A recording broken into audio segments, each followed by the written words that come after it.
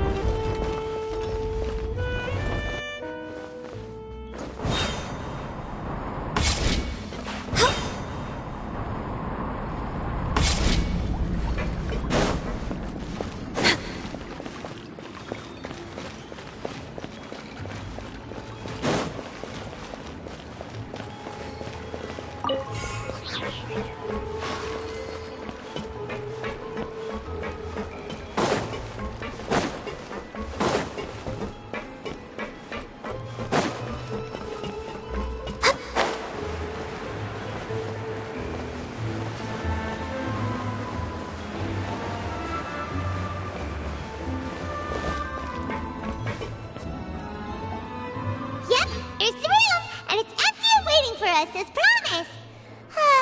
Navia is such a good person. Now that the serial disappearances case has been solved, no one's going to come after us for anything. Even without Silver standing guard, we can just completely relax. Why don't we stay and rest up here for a while? Even machines in Fontaine need to stop and recharge now and then.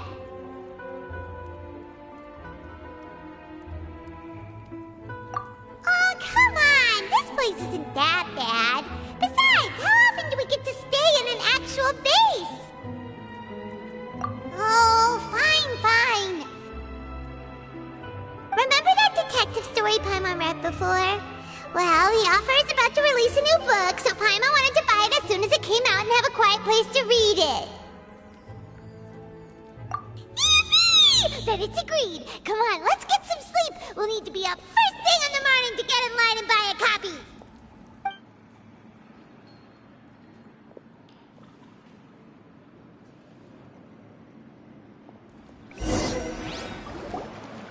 Paimon didn't expect that style at all.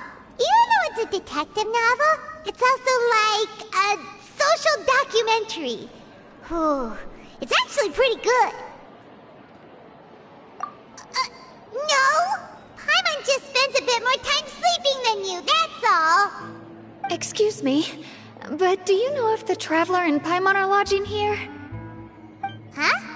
Who are you? Paimon doesn't recall seeing you before. Wait, you're not here to give us trouble, are you? A blonde traveler and a chatty little fairy. Whew, looks like I found the place.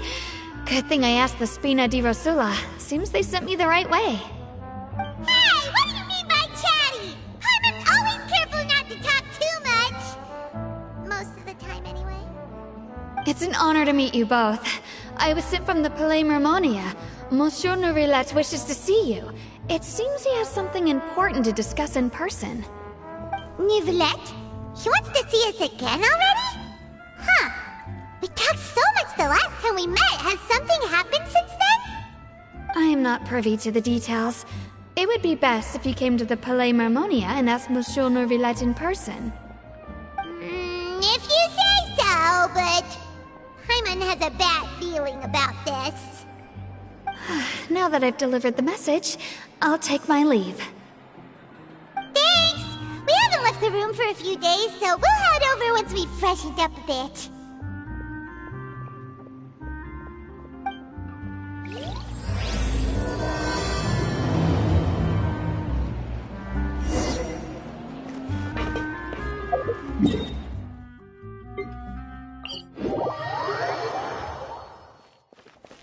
Next on the agenda...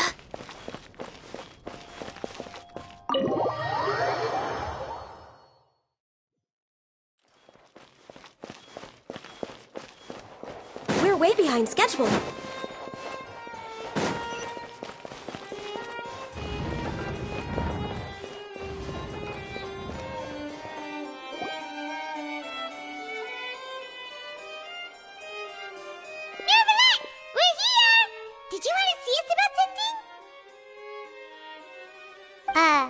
Huh? Why were you just standing there? You daydreaming or thinking something over? Yes, I did send someone to fetch you. But as for what I'd like to discuss next, well, I still have some reservations. Given that we've already made the trip here, you should just tell us. Bet you need us to help you with something, right? I do indeed have something I'd like to ask you to do. However, you should wait until after I tell you the details, then decide for yourselves whether you'd like to help or not. The situation is this. If I'm understanding you correctly, the Snezhnayan Harbinger known as the Knave has essentially requested a diplomatic meeting with you, correct? I heard that she was originally from Fontaine, but for her to suddenly arrive here and abruptly request such a meeting like this, I sincerely advise you to refuse her invitation outright.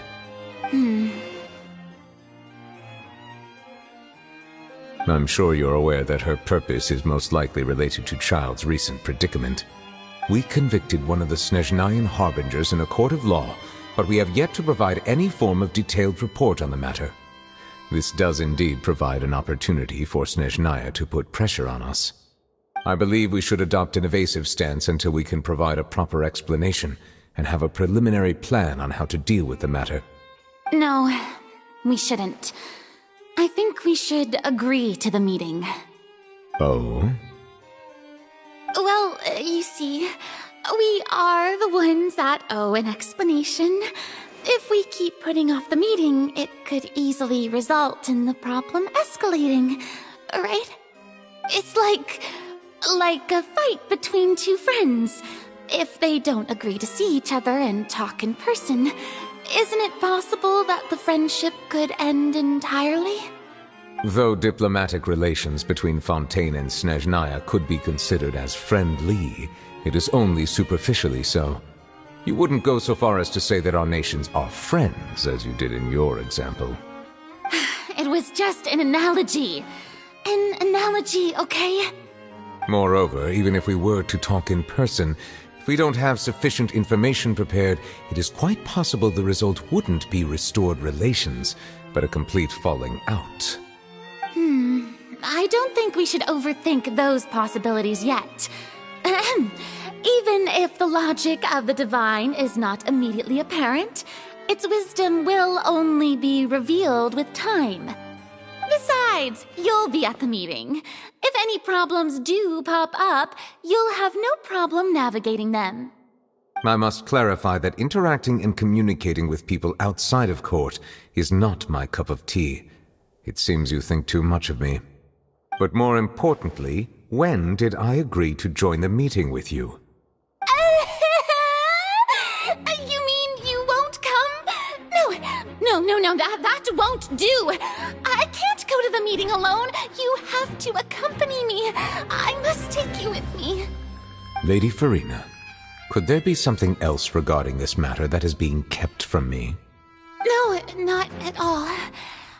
Look, I am the Hydro-Archon of Fontaine, Focalor, the god of justice who is loved and adored by many. So I only hope that justice will be served in this matter. Don't overthink it.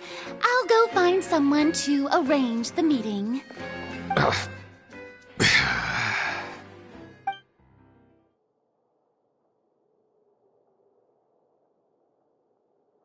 Though it could officially be considered a diplomatic conference, I prefer to see our meeting today as an ordinary tea party.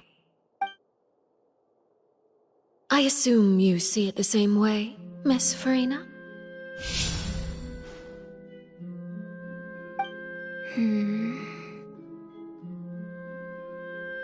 Lady Farina? Yes, that's right. Just like you said, a tea party. I should thank you for providing the pastries. They look delectable. To make this tea party even more lively, I've invited someone else to join us today. It's a pleasure to meet you, Monsieur Neuvillette. I was born in Fontaine, so naturally, there's no need to introduce the nation's revered Eudex to me. Hello. The pleasure is also mine. First, I would like to thank the two of you. I'm often away on business outside of Fontaine, and I'm told that the children of the House of the Hearth have been well taken care of by you. Oh, I'm not referring to when my children, Linny and Lynette, were falsely accused by you. Please don't misunderstand. The children of the House of the Hearth are often misunderstood, perhaps due to the reputation of the Fatui. There's no getting around that. All I meant to say is that Fontaine has been stable in recent years. The people are well off and the children lead happy, fulfilled lives. That is something truly worth cherishing, and no one wishes to disrupt such peace. Now then, you have come regarding a matter of child, correct? Well, yes. It appears the ever-busy Eudex Neuvillette doesn't wish to waste time with diplomatic pleasantries, and hopes that we can get straight to the point of our talk. Yes, as you surmised, understanding Child's situation is indeed one of the goals of this trip. As we are both diplomats from Snezhnaya, as well as Fatui harbingers, Child and I have always been colleagues. Were anything to happen in Fontaine, each of us would serve as the other's attorney to resolve the issue. So now, in my capacity as his attorney, I request that Child be turned over to Snezhnaya. We have a responsibility to cooperate with Fontaine and resolve what has happened to him together. The rules governing attorneys only apply before a trial has concluded. Since a verdict has already been rendered, we see the case as settled. I apologize for being unable to grant your request. An outright refusal. Very well. I respect all the rules of Fontaine's courts, just as I respect you as Chief Justice. Okay, why don't we back up a step? You don't need to transfer Child to us. I only request to enter the fortress of Meripede to see Child and confirm his condition. It's not like you couldn't even manage to fulfill a simple request like that. Right, Miss Farina? About that. The fortress of Meripede has always been completely autonomous. Even we have no authority to interfere there, and diplomatic issues do not suffice as an excuse. However, if you absolutely must confirm the situation of the Harbinger, I have a proposal.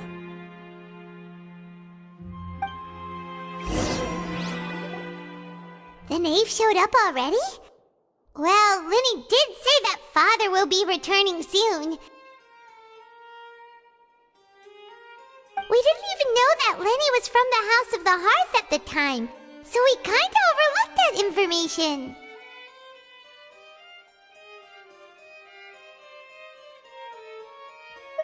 Yes, thank you for your kind advice. I'm well aware of the situation. I also noticed that Lady Farina acts a little odd and unnatural whenever I bring up matters related to the knave. Could the knave be threatening Lady Farina or something? If that were the case, then why wouldn't Lady Farina inform me? And what means could the knave possibly have to twist the arm of an Archon? So maybe that's not very likely. Even though Farina can act a little weird at times, she's still an Archon. In reality, this problem is even more thorny than it appears.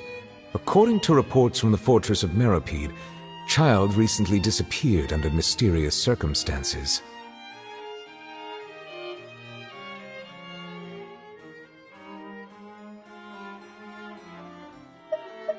The details are still unclear.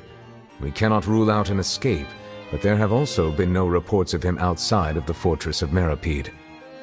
Special guards oversee the fortress, and its internal systems are extensive. Combined with the special characteristics of the surrounding terrain, an escape should not be possible. I suspect that there's something else behind Child's disappearance. I was only willing to share this information with you because you are friends of Child, and it is my duty to see justice done. So this is what you wanted to see us about before? Yes. I would like you to go to the Fortress of Meropide and investigate Child's disappearance. This was my proposal during our meeting with the Knave. Rather than allowing her to intervene, I offered to send someone to find out about Child's situation and report back to her in detail. The Knave did not seem satisfied by my proposal, but she still agreed to go along with it for the time being. Her words were, "We will talk more once we have that report." So that means we bought ourselves some time!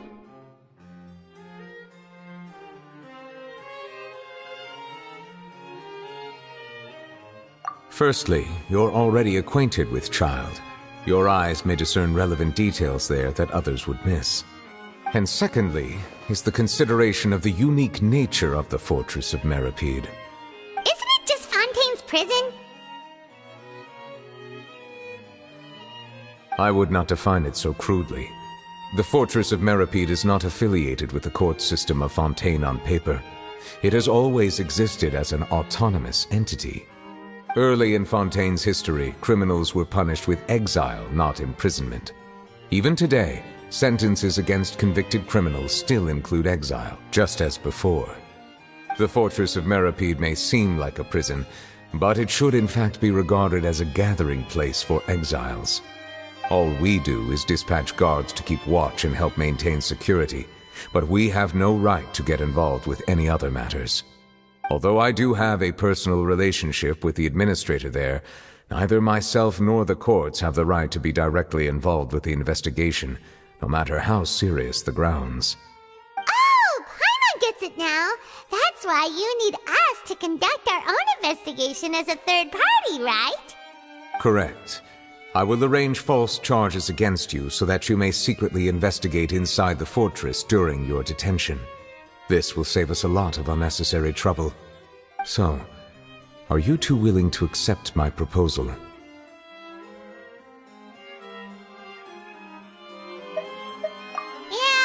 no matter how you look at it, it seems we're the best choice.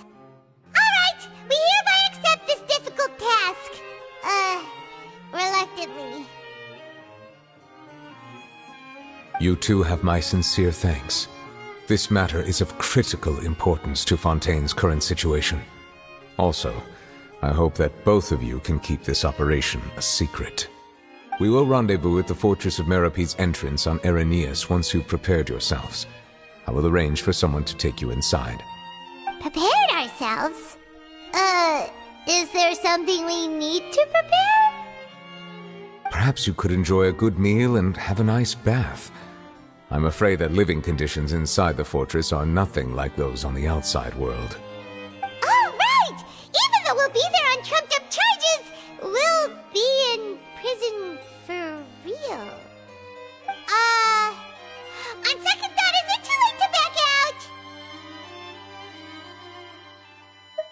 Please do not worry. Since you are sacrificing both your time and quality of life for the sake of delivering this report, you will be compensated according to the highest standards permitted to legal staff, regardless of the outcome. Now that's more like it! Come on, Traveler, let's go eat the best meal we can find! We'll eat so much that we won't need to eat another meal for a whole month! You're a treat! Are you leaving now? In that case, please take this cake as a token of my personal gratitude.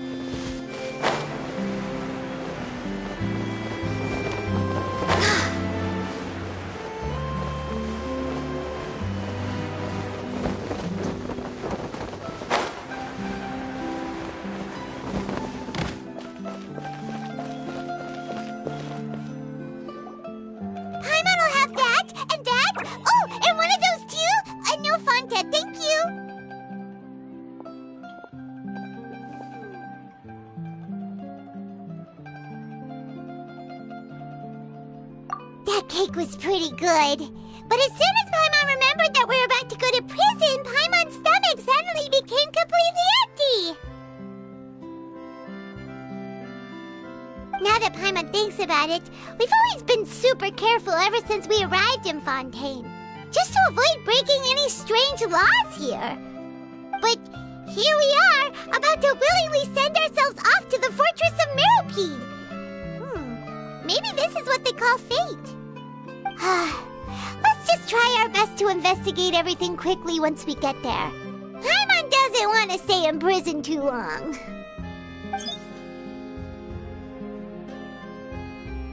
Oh, what is that I hear? Is it the taste of a breaking story? Hey! You can't hear a taste! And what are you doing here, Charlotte?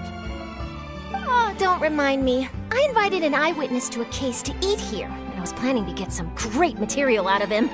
But he didn't even show up. Calm down, calm down. This is nothing new. As a journalist, you should be used to this by now. As long as you can score some juicy tidbits from the traveler, you might still be able to recover the cost of the meal. You know we can still hear you, Charlotte. Never mind. It's nothing. I just heard you mention the Fortress of Meropide. You didn't commit a crime, did you?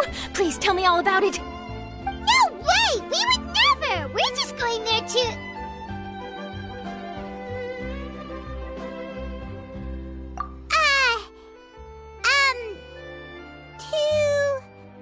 Oh no, Paimon almost forgot that Neuvillette told us to keep it a secret!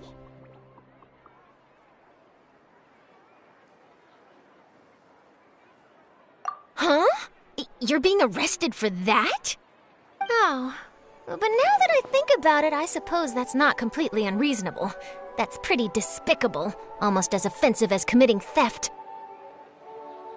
You mean Paimon really did something that serious? Sorry, Paimon really messed up. Well, in that case, it's nothing particularly newsworthy after all. Oh, how disappointing. Oh, right, there's still a chance. Since you're going to be at the Fortress of Meropide, would you be willing to help me gather some material for a story? About that, Paimon doesn't think we'll have any time. Oh, it's nothing difficult. All you have to do is think of a way to get some time face-to-face with the warden of the fortress. He was awarded the honorary title of Duke in Fontaine. Sounds really cool, huh? Only those who have made significant contributions to the nation have been conferred this title. It's incredibly rare. On top of that, the Fortress of Meropide has never been under the jurisdiction of the courts. Practically nobody, including journalists like me, knows anything about the person in charge there. Oh, if I could write an exclusive article about him, I bet it would sell a boatload of papers. You make it sound easy, but it really depends. Of course, I wouldn't ask you to do it for free, so this meal is on me. All right, you got a deal. We'll do anything you want. Then it's settled. The food should be here any second, right? Huh? Wait, just how much did you order?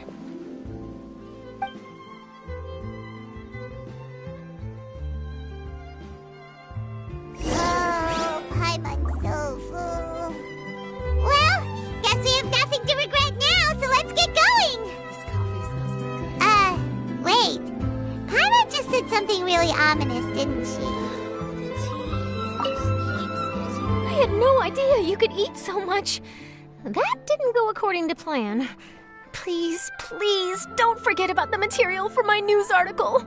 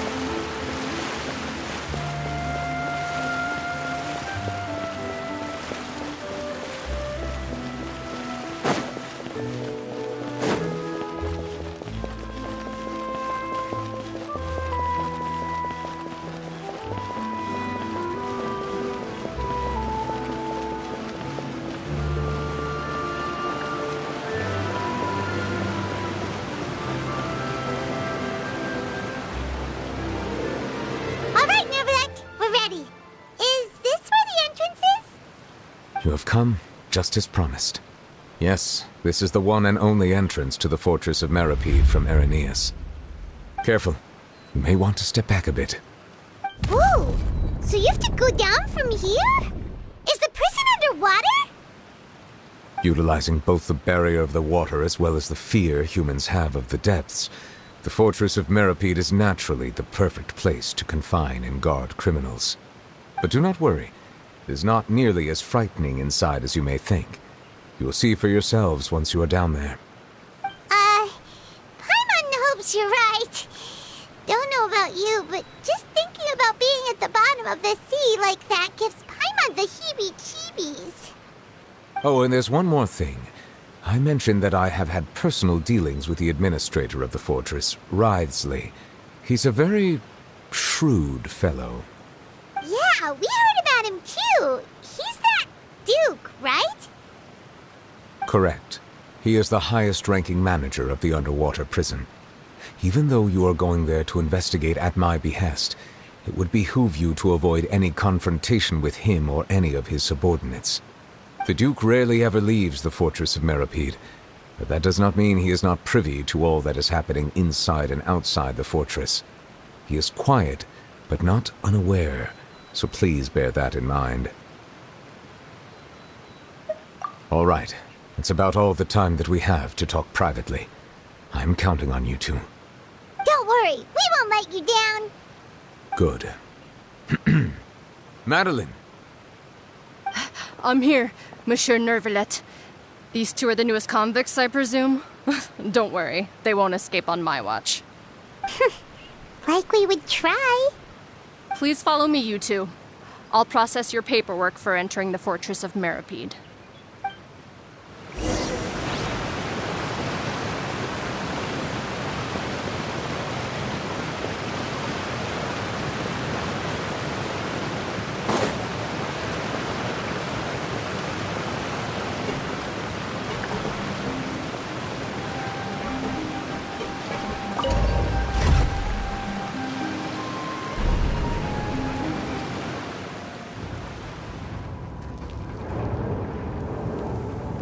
Are we already underwater now? Huh. So this is what it feels like to be a criminal in Fontaine. You two seem to be taking this pretty well. It's rare to see convicts in such a good mood.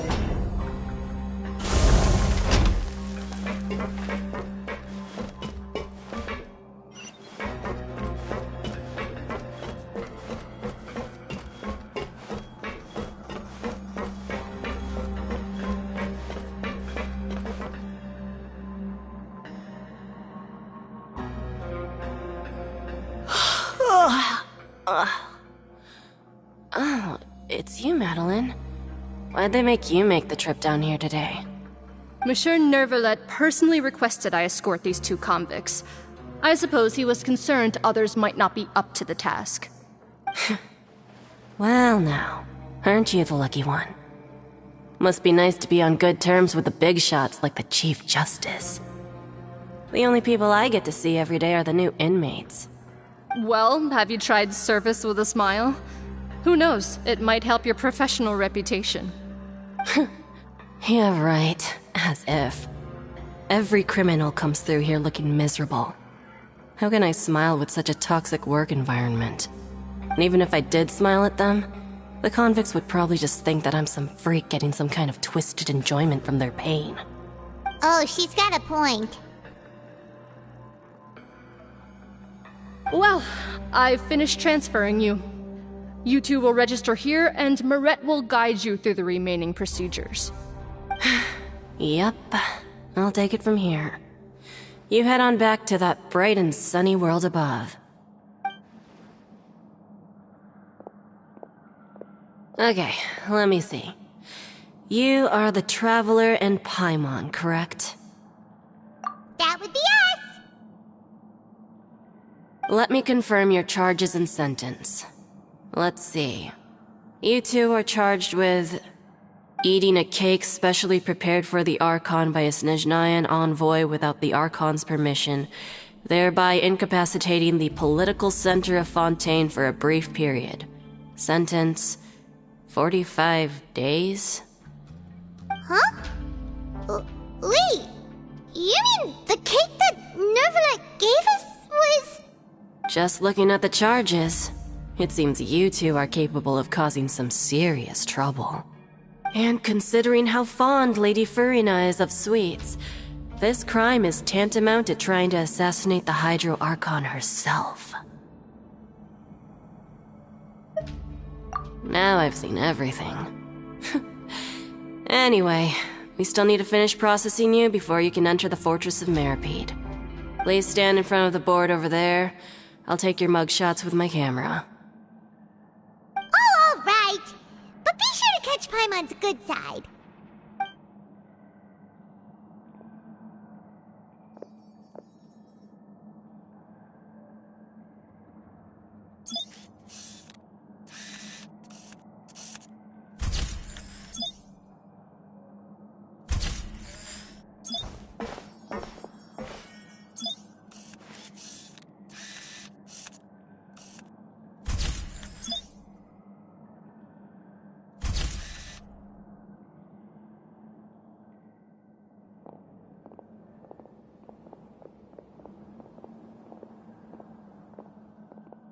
And we're done. Thank you for your cooperation. Next, someone will be along to guide you inside the fortress. Please be sure to cherish this opportunity for rebirth. Huh? Rebirth? Isn't that a little much? We're only gonna be here for 45 days! You two are the new inmates, right? Follow me. Oh, okay! Paimon is Paimon and this is the Traveler! Save it. Not like I'll remember your names. Move it.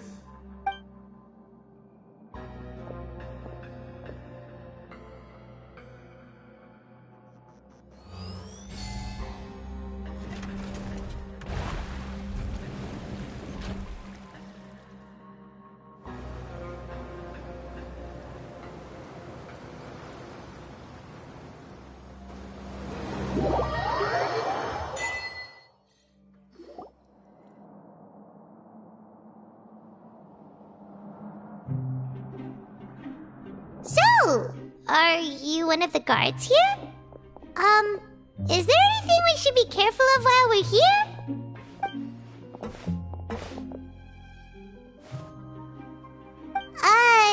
Did Paimon already ask something she wasn't supposed to? Why should I tell you anything? What's in it for me? This is exactly why I can't stand you fish. I wouldn't even be doing this if it weren't for the credit coupons.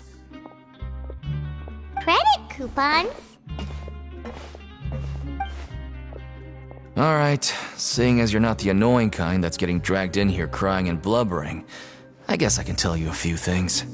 But next time, it'll cost you some coupons. Mora means nothing here. Here, we use credit coupons. Coupons can get you almost anything in the Fortress of Meripede. Desires? Fulfilled. You want power? No problem. Coupons can even change fate itself. So, credit coupons are a currency that can only be used here? It's not as simple as that. Like Moret said, everyone gets a chance at rebirth. No matter how much money or power you had before, it means nothing once you set foot inside the Fortress of Meripede. You have to start over and earn your coupons. Everyone starts from the same place, and you have a chance at a new, less terrible life. I guess that's the real purpose of the coupons. They symbolize true fairness and true justice. And this is also exactly why so many criminals choose not to return to the outside world, even after they've served their sentence. Oh, so that's what the Fortress of Meripede is like. Huh. Paimon was under the impression that it'd be more like a prison. It certainly ain't all sunshine and roses here, but it's also not the worst place to be. You'd better take a good look at the scenery now. It'll be the last chance you get for a while. After being away from the sunlight for so long, even the terrifying depths of the sea start to feel like home. It just stops feeling oppressive, you know? Oh, I'm actually an inmate like you two. Welcoming newcomers is a job I've picked up to earn some extra coupons.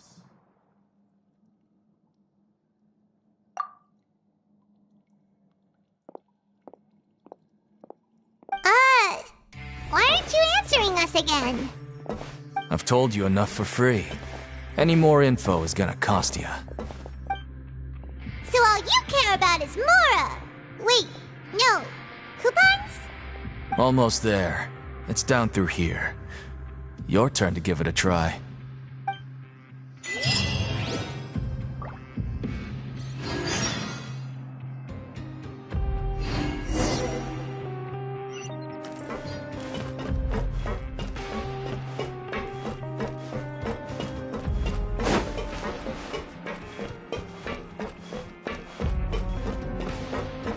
We're way behind schedule.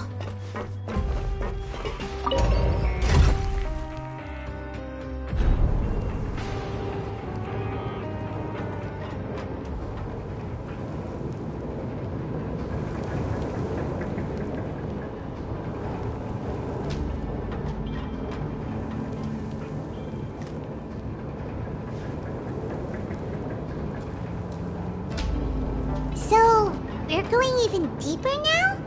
Just how deep down are we? It's like a metaphor for your previous life, isn't it? Our lives weren't that bad.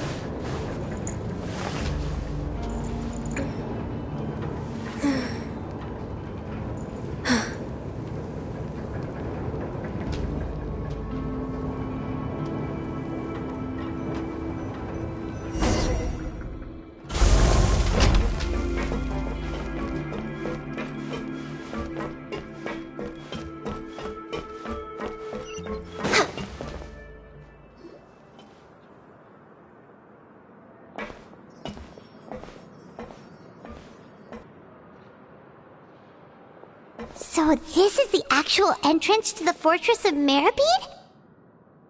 Huh. It looks like there are other new arrivals, too.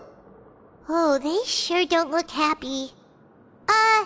Maybe we look too relaxed for fresh convicts. Oh, right. We're on someone else's territory now. We need to think of a good way to act like criminals to get by. If we're discovered, even Neuvillette might not be able to rescue us.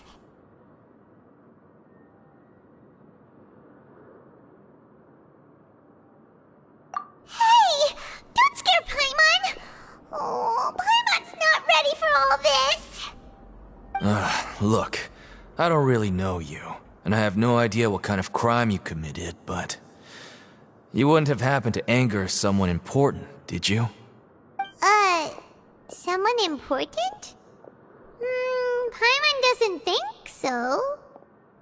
Wait, why are you suddenly trying to talk to us now? Now's not the time to worry about that. Anyway, it's over there, so... You just go on over there by yourselves. I've done my job, so... Good luck. What was that all about? Wait a second. Are there usually so many garden wrecks around here? They're already onto us?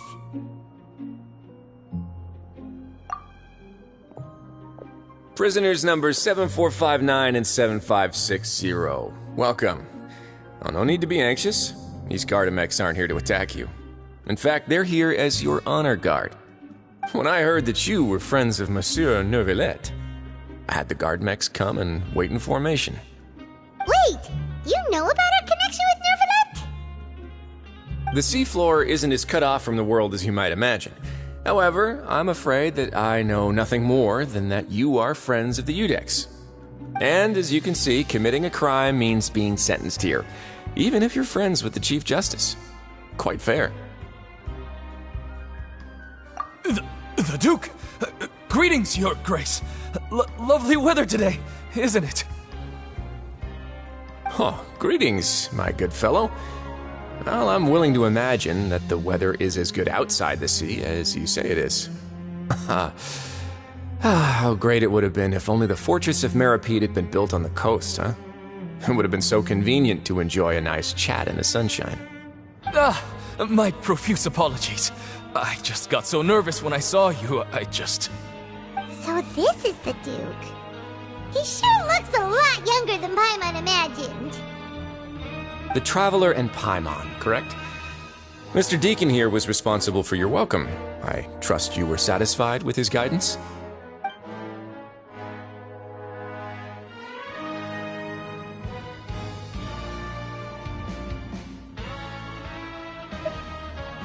Outstanding. Well, Deacon, I recall we discussed fate during our last work meeting, I believe that fate will reward all those who take every aspect of their work in life seriously. When you return to your bunk, you'll find the guards have issued some extra credit coupons to you. Oh, thank you. Thank you, Your Grace. Oh, and you too. I can't believe you gave me such praise. If you need anything in the future, anything, please, come find me anytime. No credit coupons necessary. Well, I believe that concludes the introductions.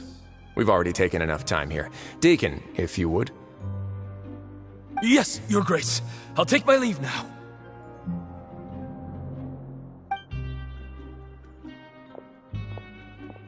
Please, follow me. To make you feel more welcome, I'll show you around the various facilities of the Fortress of Meripede. I hope it'll help you adjust to life here. He's going to personally give us a cure? Huh. Paimon can't figure out what this guy's thinking at all. No wonder Charlotte's so interested in him. He's one of those mysterious types. Alright, let's keep up with him.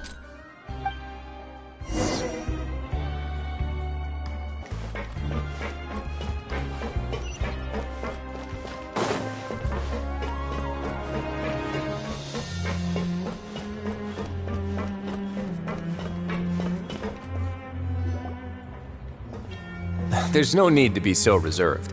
The label of criminal is nothing but one of many identities, and being criminally inclined here at the fortress is just one of many ways to survive. Is it really okay for the warden to think like that? We're real criminals, you know. What if we're too difficult to handle? Well, then maybe you'll be able to carve out a name and a place for yourselves in this underwater world, But before you go in swinging, please remember that in the Fortress of Meripede, it's better to not cause trouble for yourself or for the guards. Now, we've arrived at a very important place, the Coupon Cafeteria. You can come here and claim one welfare meal each day. Welfare meal? You mean it doesn't cost anything? That's right. Criminals are essential to fortress operations, so we must guarantee that they at least have the basic means to survive. But that's not how it was. Back in the day, it cost you credit coupons just to get a cup of water here. For fish like you who just arrived with nothing, you'd have to go to work hungry until you earned enough coupons to eat. It was only after His Grace became the administrator that we got the free meal rule. Now everyone gets a square meal every day, even no-good slackers who've never picked up a wrench in their whole lives. Nobody starves to death here. In the Fortress of Meripede, credit coupons are the only currency, and everything must be purchased. In some sense, you could say using the coupons is a form of trade. But trade is always conducted by people. So if we want trade here to prosper, we need everyone to work hard and live their lives. If nobody could even afford a meal, then the whole fortress would be up in arms. And that would only make things more difficult for me. So, rather than saying that we're giving everyone a free meal here, you should say that everyone's hard work has improved the living conditions in the Fortress of Meripede. Your Grace's reasoning is correct, but what I said is also true. Whatever the case, hard work is rewarded here. You'd be hard-pressed to find anywhere else as fair and reasonable. Right! Paimon sees your point. By that logic, this place doesn't seem so bad after all. Oh, wait, no. We shouldn't drop our guard so quickly.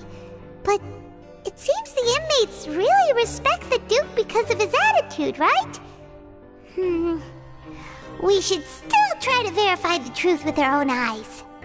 Let's continue this way.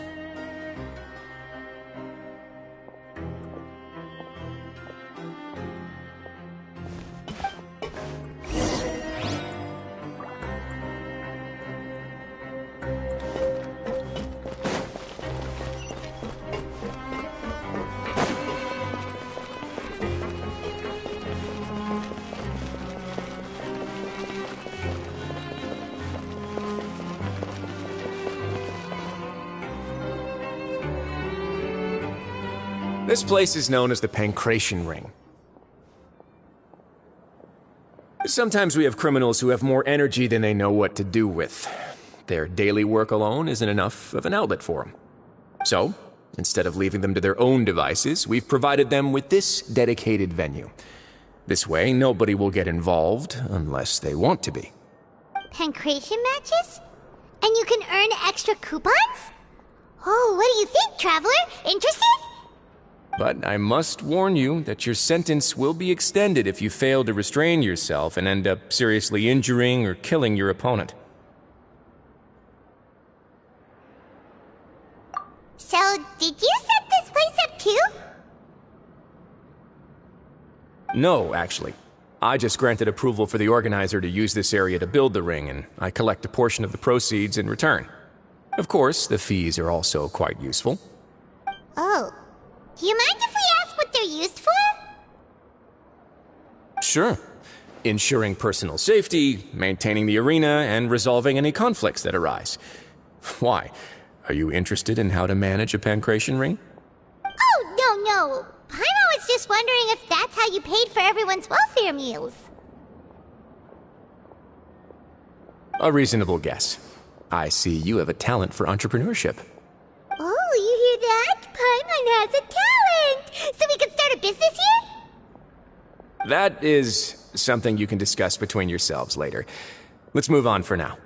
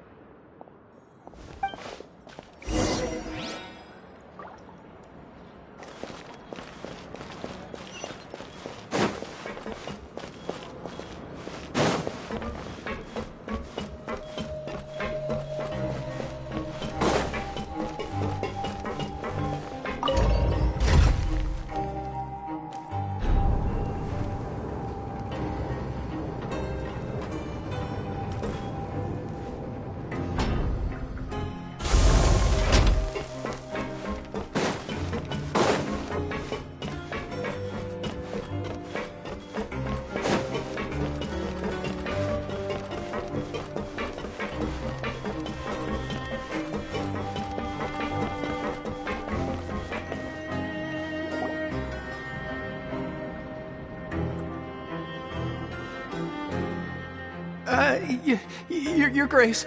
Good morning. I mean, good afternoon. No, wait, what time is it again? What time indeed? Time waits for no one, so it's best to keep an eye on it. My apologies, Your Grace.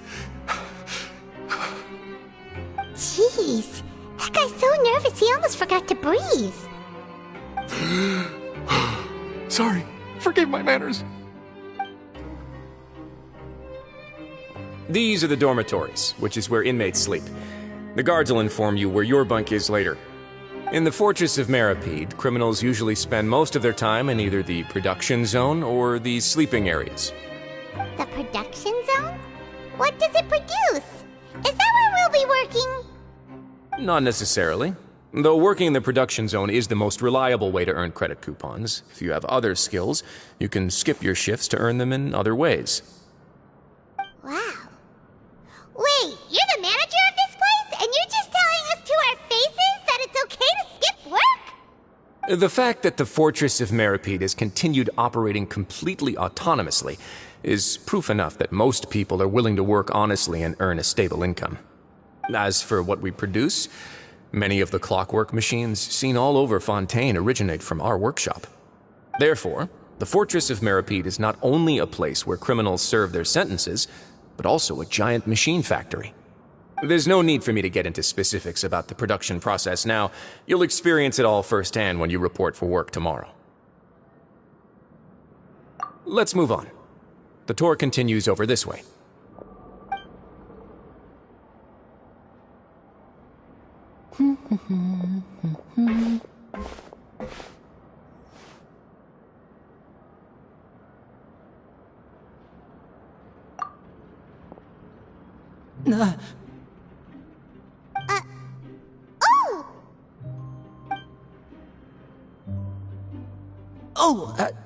You really scared me there. I didn't expect to see you here, Your Grace. I thought maybe I was so tired from work that I was starting to see things. The only thing you should be seeing is the work in front of you. Stay focused and keep up the pace. Oh? Is something the matter? It's nothing. Paimon's just worried about how hard we'll have to work tomorrow.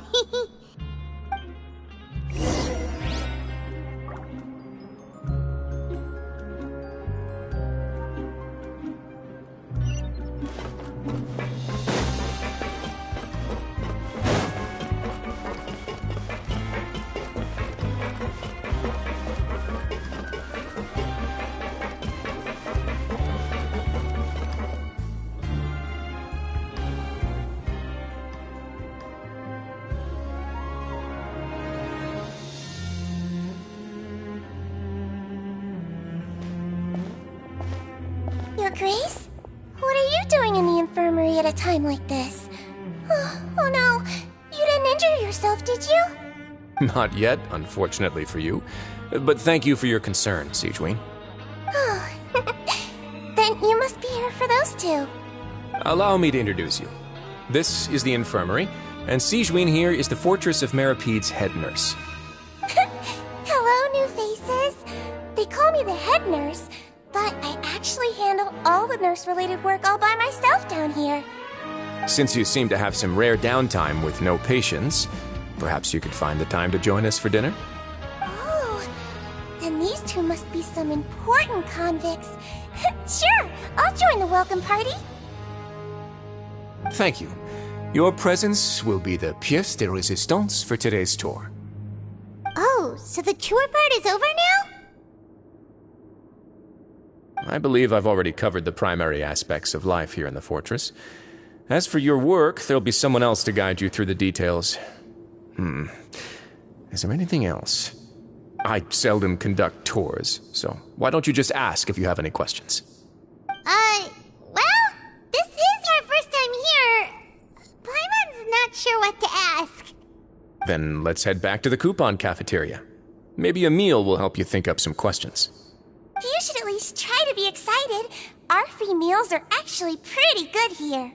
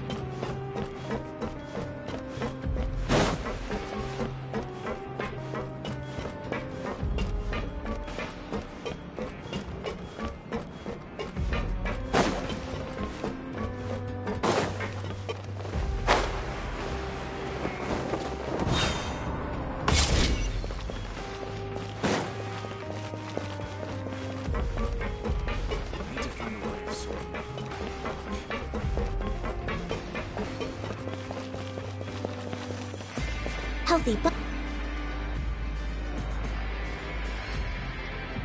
what do you think of the food? Does it meet your expectations? Wow, it looks delicious!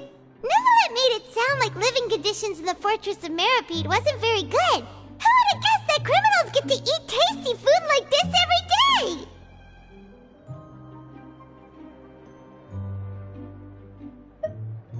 Oh, isn't that the meal box that only super lucky people manage to draw?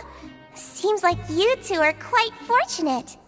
It actually has nothing to do with luck in this case. I had a word with Walsey, so you didn't have to draw lots like everyone else. Oh, you mean the meals are random? Yes, what you get to eat depends completely on your luck.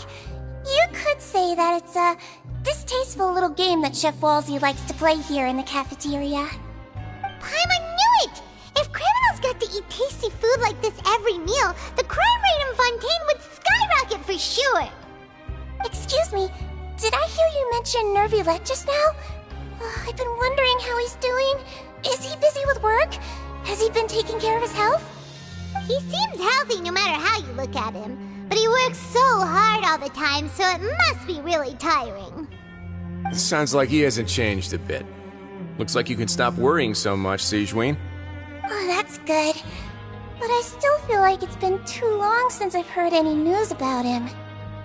No news is good news. Maybe next time I've got something to discuss with him, I can invite you to accompany us. But isn't the Fortress of Meropide independent from Fontaine's court system? What do you two have to discuss? Well, we provide all kinds of mechanical products for official use, and some essential goods have to be obtained from the overworld, so we naturally have to stay in touch about this and that. Monsieur Neuvillette's character is unimpeachable. No matter the question, you can discuss it openly and freely with him. Talking with him feels quite effortless. In light of that, I am quite willing to go out of my way to show respect and accommodate him. In fact, right now, I'm treating you two as guests invited by Monsieur Neuvillette. But unfortunately, I can only do so until the end of this meal. After this, you two will just be inmates here. You're very welcome. Well, your new life awaits.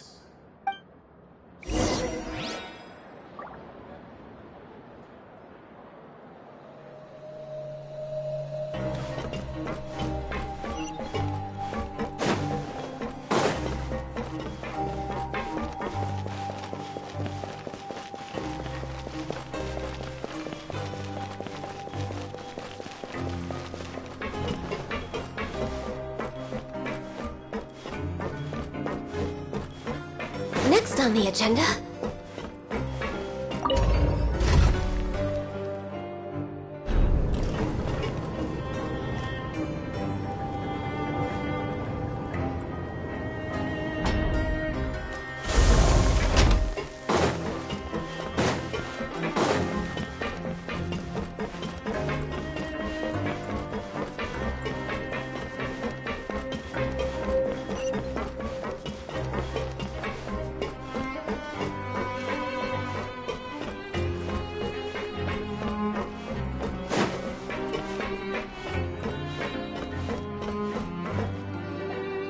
Traveler and Paimon, right? Listen up. As new inmates, the only thing you need to worry about is what to do and when to do it. Don't make any extra trouble for yourself. Your bunks are right over there. Follow me.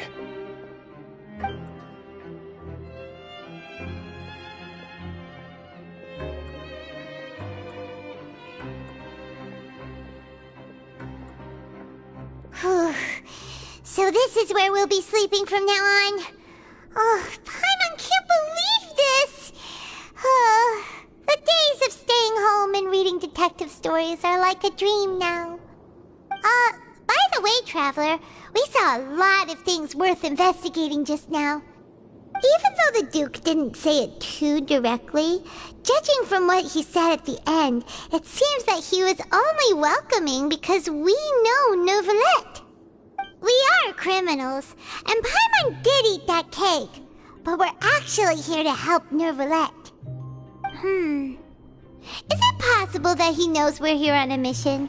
Or is Paimon overthinking things?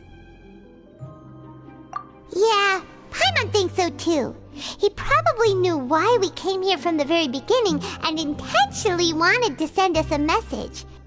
Maybe something like, "Hey, I have my eyes on you, so don't try anything funny."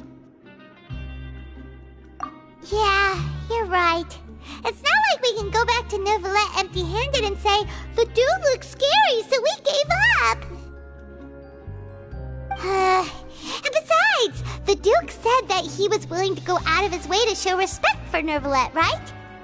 So, we at least need to try. But Paimon hasn't gotten a clue where we should start our investigation. You mean...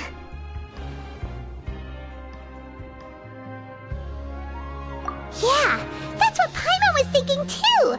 Paimon almost spilled the beans when we ran into him. Fortunately, based on his attitude, it looks like the Duke sees Linny as just another inmate. We worked so hard to help clear Linny and Lynette's names, and yet we turn around and bam! He's in prison anyway!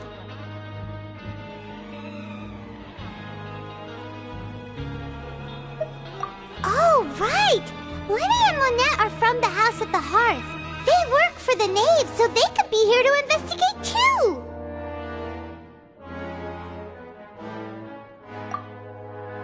Huh? Oh, it's a card! Paimon didn't notice it earlier! It looks like a magician's prop. Lenny must have left it here. He's in prison and still doing his little tricks, huh? Let Paimon have a look. It was nice to bump into you again. Let's catch up in the production zone tomorrow. What in the world? It's written like he's greeting a buddy on the street. Paimon thought he'd write something important.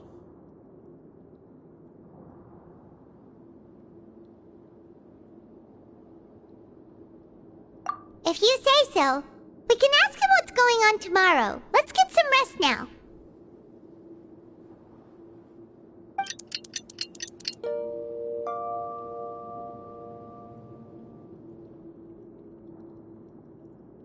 Hey, you're finally awake! Well, it's Paimon's first day as a prisoner. Last night, Paimon dreamed about getting interrogated by the guards until Paimon told them everything, and then Paimon woke up. Hey, come on! It's just a dream, okay? Paimon wouldn't really squeal. Maybe? Hey, lazy bones! What are you still doing here? If you don't want to starve, then get yourselves over to the production zone. Sorry! We're going right away!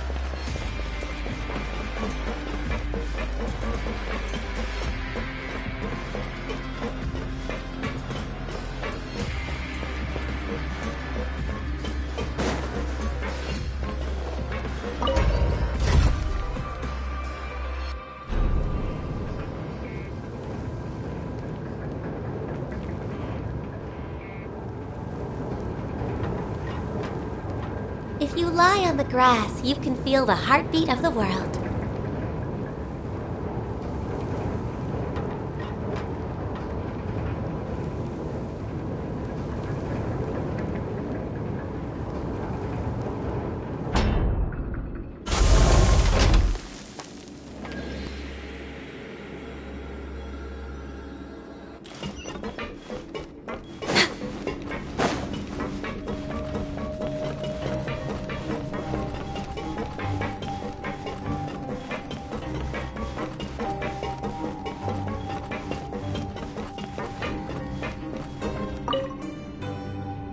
Ah, you must be the catch of the day.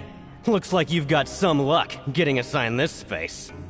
Yep, we just arrived yesterday and... Don't interrupt me when I'm speaking! Yes, sir. Listen carefully to my instructions. I don't want any mishaps. Every machine here is worth more than the both of you. Working around these machines can be very dangerous. Do your job well, and you can eat in the cafeteria after your shift. Get sloppy, and you dine in the infirmary. Anyway, the Fortress of Meropide doesn't want to lose a single one of its machines. And it also doesn't want to waste the production potential of any inmate. You got that? Got it! Your job is to use the machine over there to process widgets. Watch carefully, and make sure you step on the pedal at the right time. If the machine gets jammed, then give it a little maintenance with your fist. Here, take this. Bring me the process widgets, and I'll give you some credit coupons in exchange.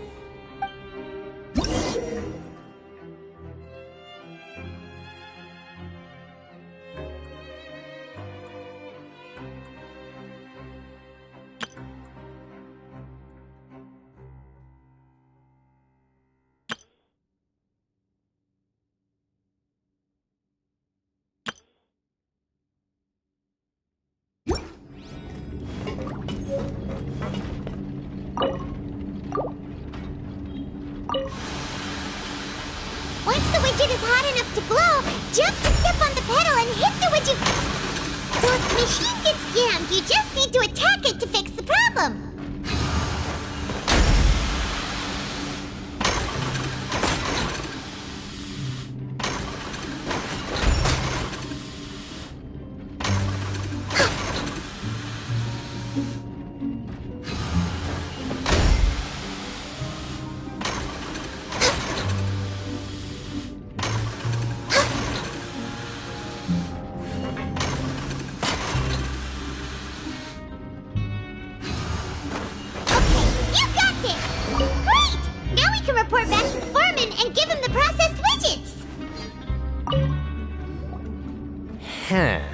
This one is tolerable.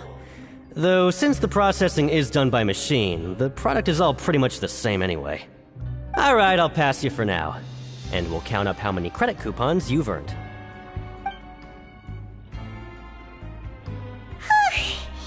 Paimon's exhausted. We're done now, right? Oh, that foreman.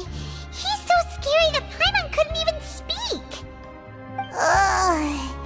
Even though Paimon's starving and wants to head straight to the coupon cafeteria, we still need to meet Lenny first, right? He probably just finished up his work, too. He should be around here somewhere.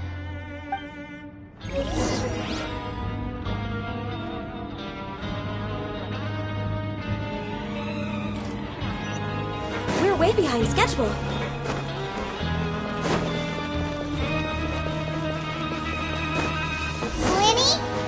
Mr. Magician? Where are you? Oh, this had better not be some disappearing act. Doesn't seem to be around here. Let's try looking somewhere else.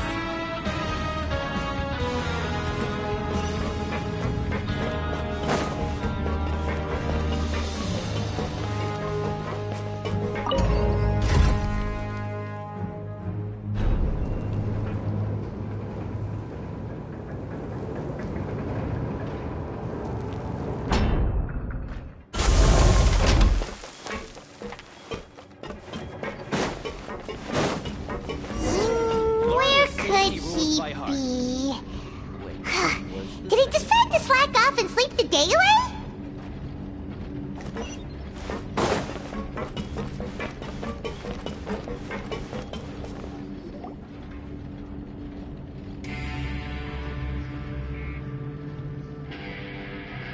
Hey, over here. Oh, you scared Paimon! How did you appear out of nowhere like that? Oh, you scare so easily now? Is there something worrying you these days? You little... The only thing we're worried about was trying to find you. Sorry. Come over here and keep it down.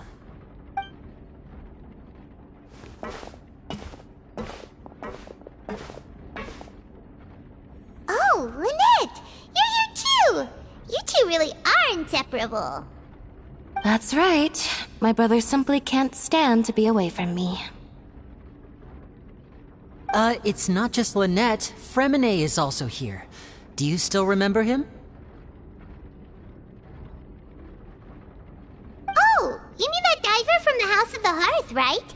Pyro remembers seeing him in the court of Fontaine before. Now hurry up and tell us, how did you end up as criminals this time? We fought so hard at court to prove you were innocent, but now it looks like our incredible court battle was for nothing!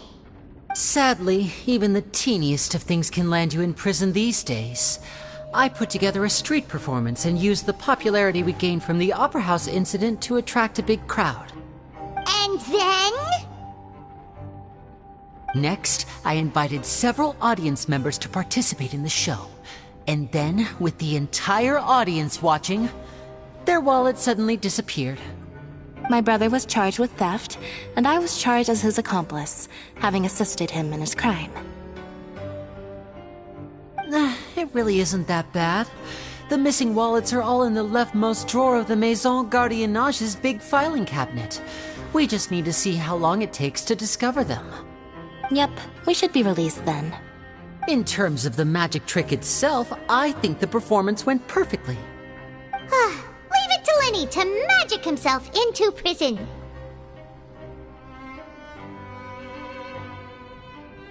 Indeed. Last time I hid my identity from you, I promised that I'd tell you absolutely everything if you were angry about it.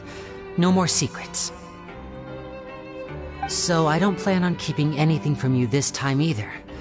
At the moment, the House of the Hearth's interests don't conflict with yours at all. We were instructed by the father of our house, the Knave, to come here and conduct an investigation. Told you so! See? Paimon guessed right. As for what we're investigating, perhaps you haven't heard, but the fortress of Meropide hides a secret. Some even say that the entire fortress exists just to protect it. The House of the Hearth has been investigating this for a very long time, trying to uncover its mysteries. But recently, all of our informants, including the ones that had infiltrated the guards, suddenly vanished and have not been heard from since. We believe that this is a direct provocation, and it's the reason why we came here. Father has somehow managed to confirm that Focalors does not have Fontaine's Gnosis. Huh? How did she manage to learn information that important? Father has her ways. Many of them are beyond our imagination, and we've never had the chance to see her at work. But we trust her conclusions. It was this information that led us to suspect that Fontaine's Gnosis might be in the fortress of Meropide and is related to that secret. So it's all about the Gnosis again. Well, that's about it from our side. How about you two? Did Monsieur Nervulette send you here? Bingo! The Knave has been applying a lot of pressure. She wants to know what happened to Child, so we came here to investigate. Traveler, are we allowed to tell them?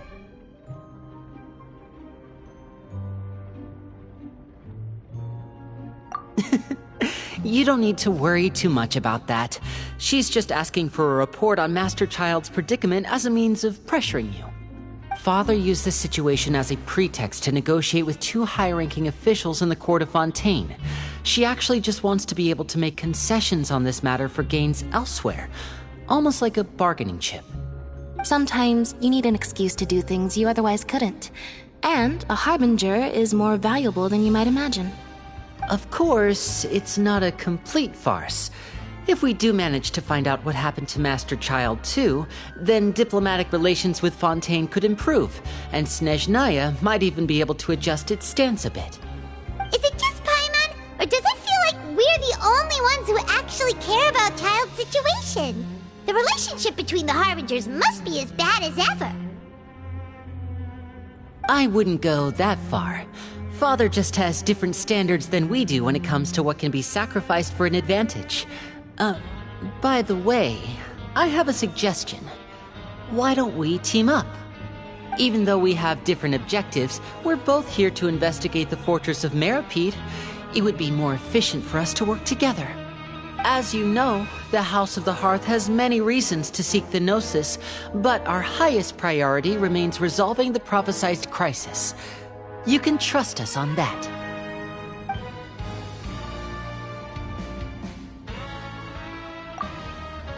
See, I told you. Is that so? Sure enough, it won't be easy to convince them to cooperate with us. Lenny seems to be thinking pretty hard about something. Of course he is. Lenny has been looking forward to a chance to reach an understanding with you ever since last we met. Or, I should say, we were really looking forward to teaming up with you this time. Lynette, just tell them everything, why don't you? It's okay to open up a little.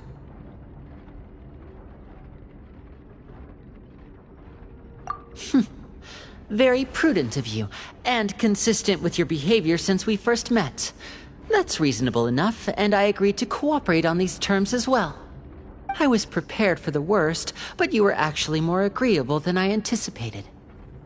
All right then, there's no time to lose. I have some information to share, so listen carefully. Since Lynette and I arrived here, our investigation uncovered the fact that the Fortress of Meripede has a forbidden zone. Most people just clammed up and wouldn't talk, but after asking the right questions, we were able to confirm the existence of the forbidden zone from the guards. You should be aware of that while you're investigating. A forbidden zone? Oh, could that be where the child disappeared to? You're right, we'll definitely keep that in mind. Good. That's the most suspicious thing about the fortress that we know of so far. We have a few other unanswered questions, and we'll be investigating those as quickly as we can. Anyway, I hope you find our information useful at least. Oh, look at the time.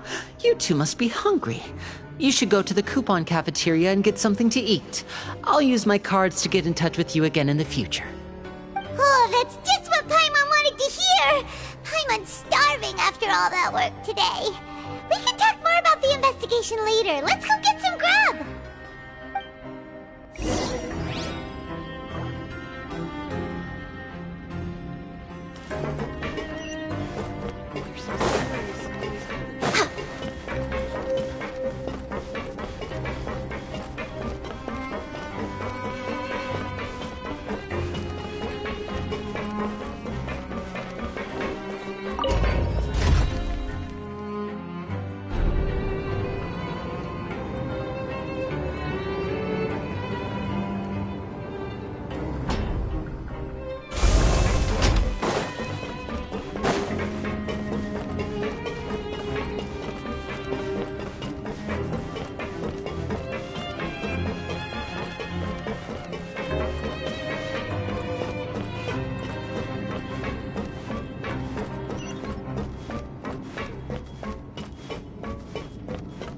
Way behind schedule.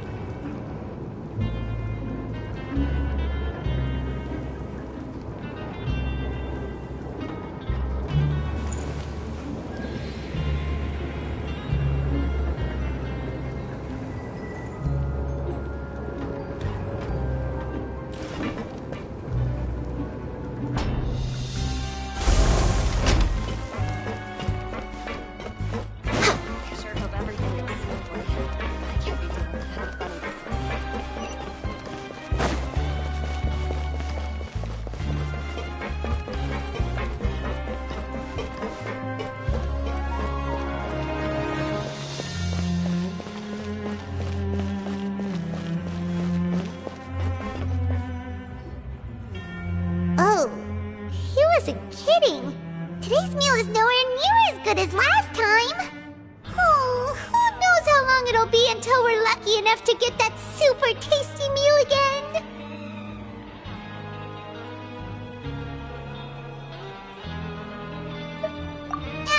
Forget about it then. We'll just deal with the regular food for the time being. Let's just get out of here as soon as possible. But life here doesn't seem all that bad. Other than the foreman being kinda mean and the work being pretty tiring. You think so, mate? If I had a coupon for every fish who said that. Seems you fishies still haven't learned your lessons from your life up on the surface. If you take things at face value, then by the time you reach a dead end, you won't even know how you ended up on that road in the first place. I like your attitude. I can, let you in on a little something. Everyone's been telling you to just follow the rules and not cause any trouble for yourself. Am I right? But what they don't tell you is that the rules aren't exactly what they pretend to be. The rules for being a prisoner. The truth is, this place has a lot of hidden rules. Huh? Hidden rules? What do you mean? Not everyone knows about those rules, but whether you know them or not, once you break one, you might encounter something even worse than death. Really? Oh, now you're really scaring poor Paimon. Don't joke around like that! Of course. And I'd say that just disappearing would be one of the better outcomes. Oh, you mean that if there really are hidden rules, then Child's disappearance might have something to do with that? In that case, would you tell us some hidden rules? We definitely want to avoid breaking them. Come on, mate. This is valuable information. The difference between life and death. Do you really think you can just ask and I would tell you?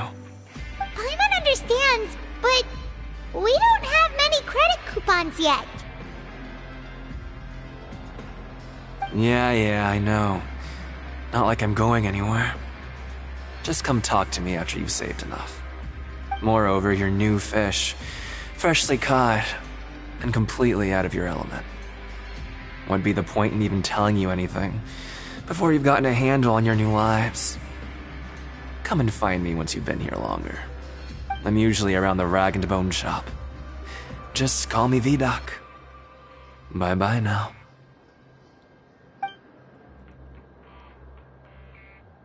He left. Just like that. Huh. Do you think he's just trying to scare us into buying fake information from him? Yeah. It might be a good place to start in our investigation.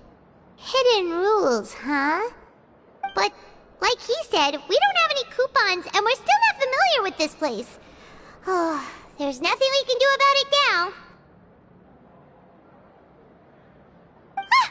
We were so busy talking, we almost forgot to eat! Even if it's not the best, it's probably better while it's warm. Come on, dig in before it gets cold!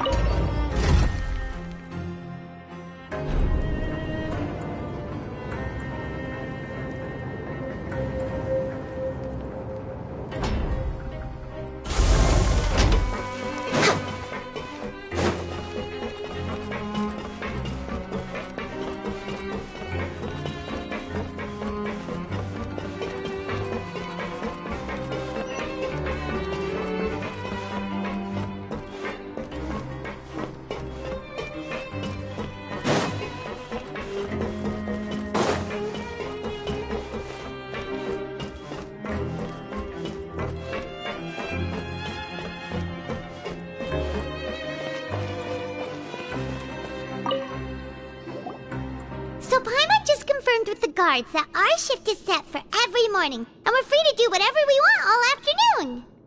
But it seems like most of the other inmates choose to continue working through the afternoon to earn more credit coupons.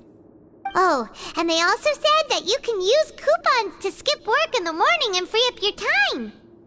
They weren't kidding. Credit coupons really can be used to do anything here. Paimon's so tired. And we'll need to wake up and go to work in the morning. Without any credit coupons, it's not like we can really do anything else. Nighty-night, Traveler. Paimon hopes we can keep making progress on our investigation tomorrow.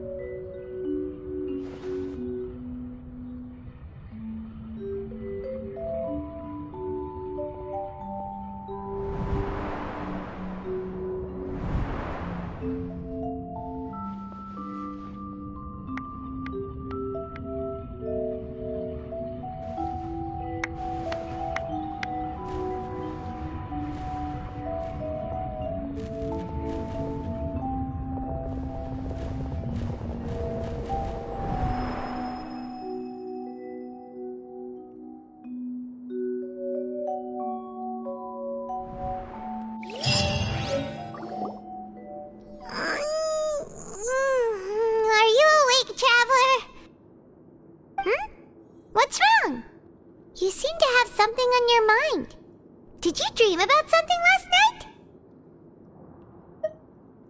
Is that even possible?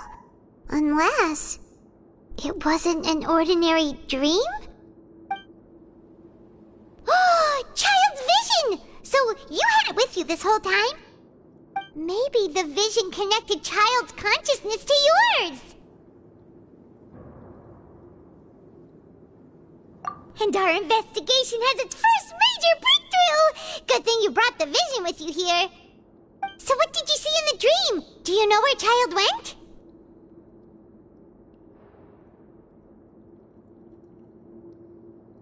Huh. Okay. Well, hopefully it'll be a bit more helpful in the future. What's more important now is that it's the start of another new day as prisoners. Let's do our best to earn more credit coupons. What's the plan for today?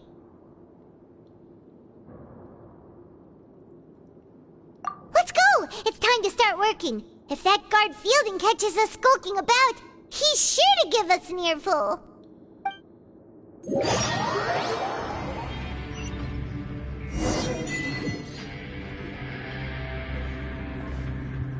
Look who decided to show up! Get your butts in gear and get to work. Time's a-wasting. Good, here you go. Remember to give me the widget once you've finished processing it.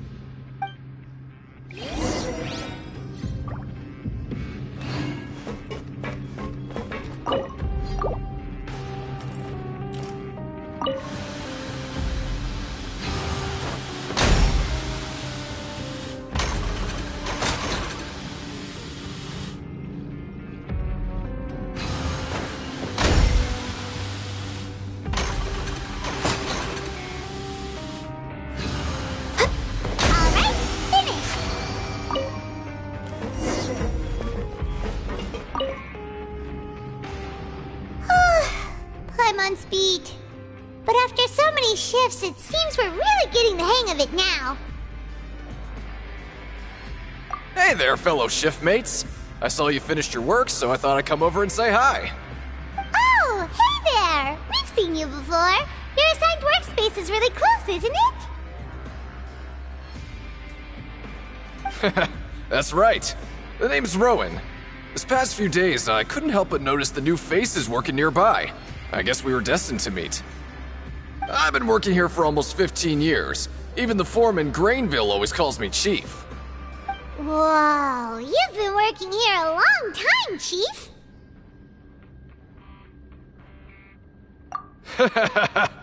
If there's anything you'd like to know, just ask me. I know the work here in the production zone better than the back of my hand. All right, Chief. We'll be sure to come to you first.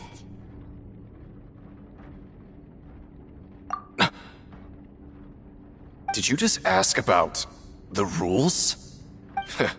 Pretty sharp for newcomers. You've already heard about the rules, huh? Who'd you hear it from?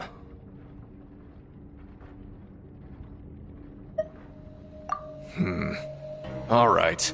Seeing as I'm the one who came over here, you're already calling me Chief. I guess I can tell you a little. Truth is, you two keep working like this, you might be putting yourselves in danger. Huh? Wait, there's even a rule about that? What would have happened if you never told us about this? Well, it's usually not that easy to break one on accident. The conditions of the hidden rules are usually pretty specific. But once you do break one, bad things happen. If you work continuously in the production zone for 3 days, and if all you do besides eating and sleeping is just work, then something bad will happen during lunch on the 3rd day. Huh? Like what? Oh, don't scare Paimon! If I knew that, then I wouldn't be standing here talking to you, now would I? You mean, even you have never tried working 3 days like that before? There's actually a legend about this rule. They say that there was a worker who worked way harder than me. He was both efficient and eager on the job, and most other workers couldn't hold a candle to him.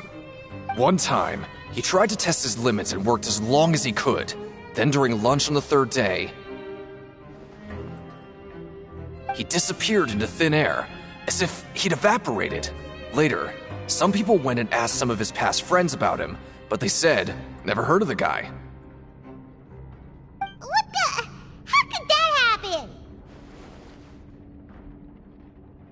Unfortunately, we were assigned different production zones.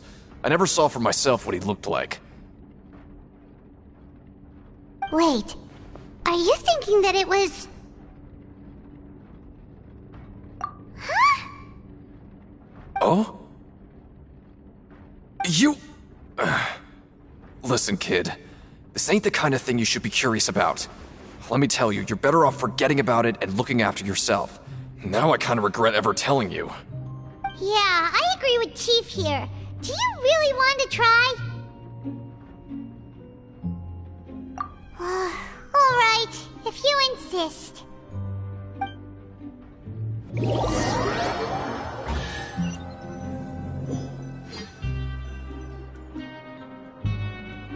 Whoa!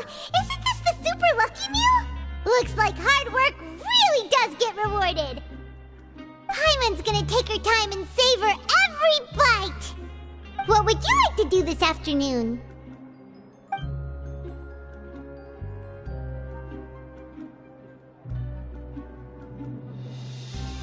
But Paimon really hopes the foreman will be in a better mood today.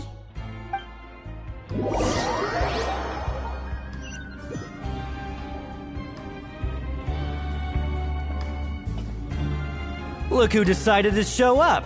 Get your butts in gear and get to work. Time's a-wasting. Good, here you go. Remember to give me the widget once you've finished processing it.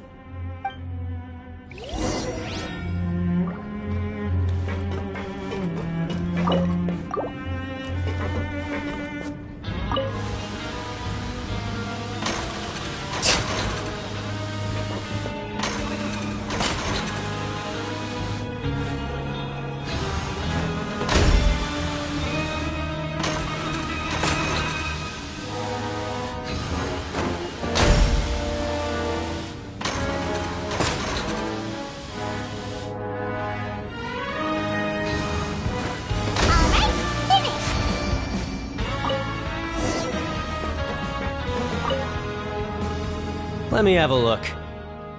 Not bad. Right, here's your credit coupons.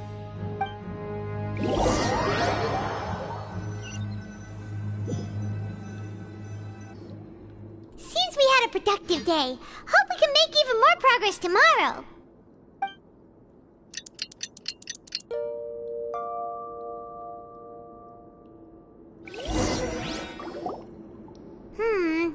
Maybe we can make some progress in our investigation today. What do you have planned for us?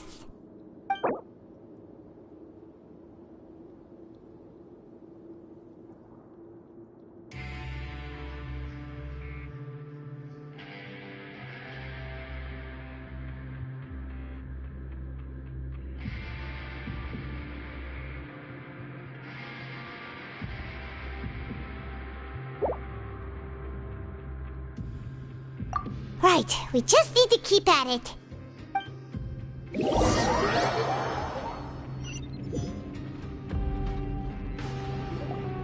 Look who decided to show up! Get your butts in gear and get to work. Time's a-wasting. Oh? What's with suddenly wanting to work so hard? You need coupons that badly? Sure. Let's just say we really want to test our limits.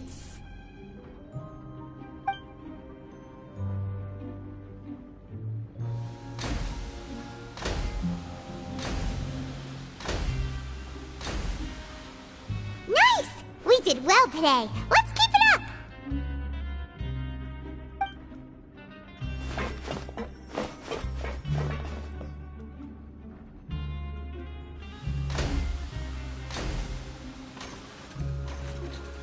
Ooh, Paimon's had it. Who knew that processing these widgets would be so tiring?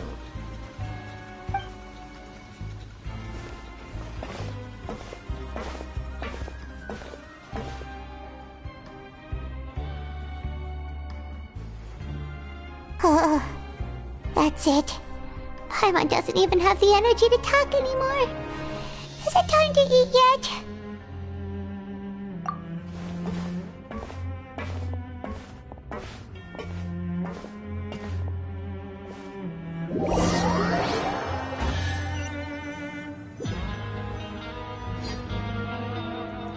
Oh, Paimon's exhausted. It's just work, and more work. Paimon's little body can't handle this much longer. Wait a sec. Now that Paimon thinks about it, haven't we been working non-stop for 3 days now? And now it's lunchtime. Oh, Paimon feels a shiver going down her spine. What's going to happen? But it doesn't seem like anything's changed at all. And we made it to the coupon cafeteria safely. Are the so-called hidden rules only a rumor after all? Well, there's no use to just guessing all day. Paimon's stomach has been grumbling the whole time. Let's just eat already. Paimon wonders what we'll get today. Maybe we'll get the super lucky meal. Wait, what? What in the world is this? What's with Paimon's food? And yours is the same. Is this stuff meat? But it looks and feels so bizarre. What kind of chef would make food like this? What do you think is going on? Is this the bad thing that Rowan was talking about? No, stop right there. Paimon gets what you mean, just don't say it. Hey, isn't that Woolsey over there? He must have made the food, right? So let's just ask him about the food and be done with it. Hey, Woolsey, have a moment? What is it? I'm about to go report the numbers for today's free meal, so you'd better make it quick. It's about the meat in our meals. Look, does it seem normal to you? The meat? Oh, that. Looks perfectly fine to me. Totally normal. You better hurry up and chow down. How could this be fun? Hey, don't leave! You barely even looked at it! Hey! Ugh, what should we do now? Woolsey wouldn't even give us the time of day. Is he trying to hide something? Yeah, looks like we have no other choice. Paimon was positively famished a minute ago, but now she's lost her appetite.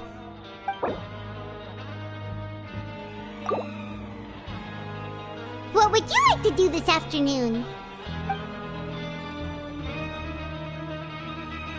Okay, let's see if we can find any new leads.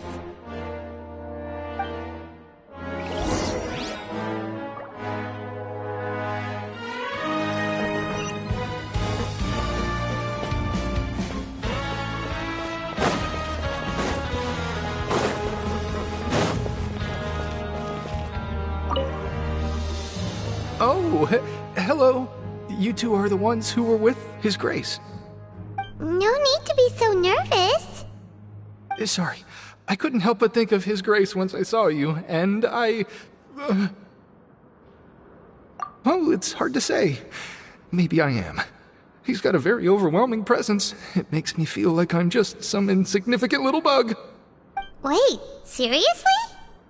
Oh, I'm always indecisive, and I tend to make a mess of things. It's like a reflex. I just instantly start to tense up the moment I see a smart and capable person like His Grace. What? Please, don't say anything like that out loud. How could you possibly think something like that?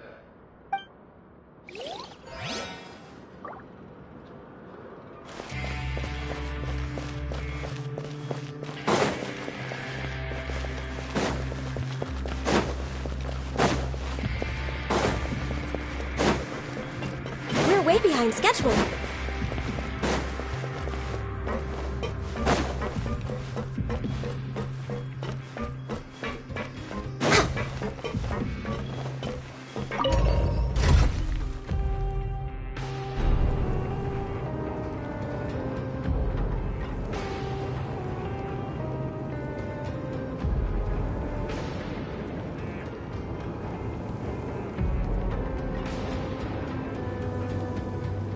Should we really be off work this early?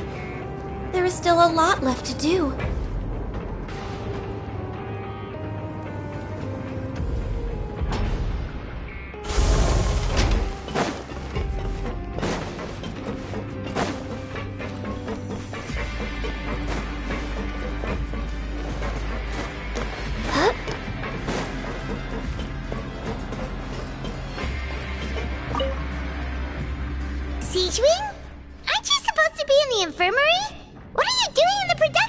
down.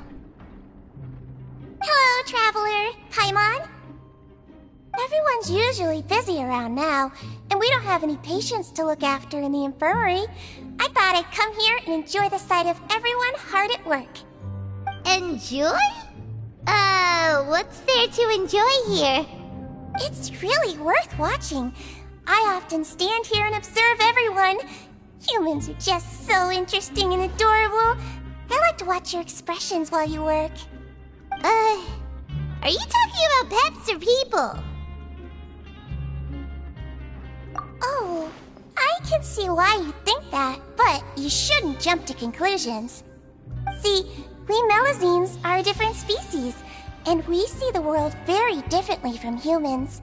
It's very easy for me to observe everyone's condition. All it takes is one look, and I can tell which workers are exhausted. Wait, Melazines can see that? Huh. That does sound useful for being a nurse. Yes, running around tending to everyone's health is very fulfilling. But I'd much prefer it if you're all happy and free from exhaustion and pain in the first place. Take care of your body, and make sure you eat well. Always rest when you're tired from work, and don't push yourself too hard. We'll definitely take care of ourselves. Thanks for the reminder.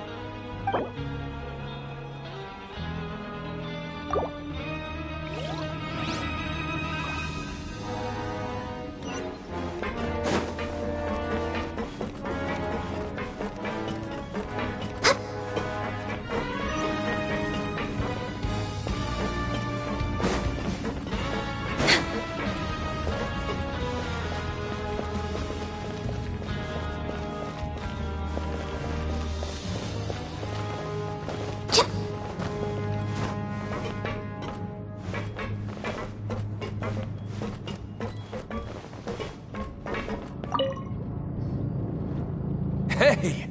It's the Traveler and Paimon! No need to tease me, okay?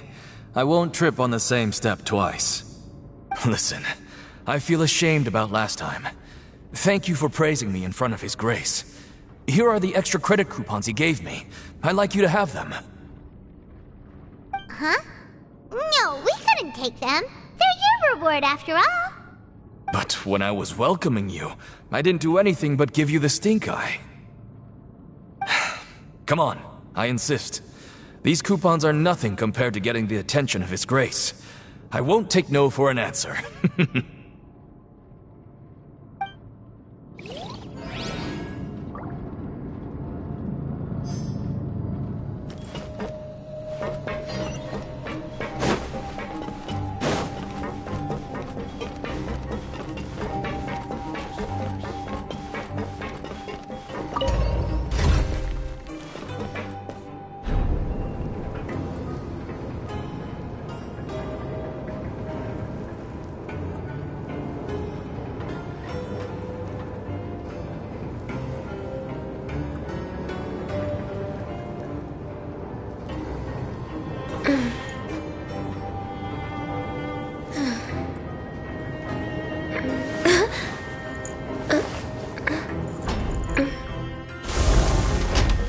Next on the agenda.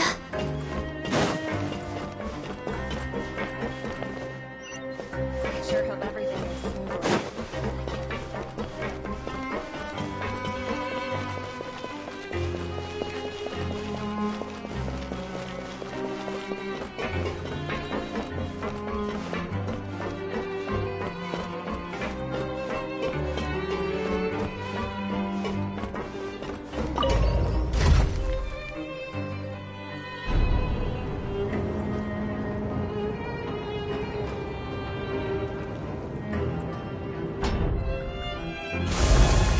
It's so nice to de-stress.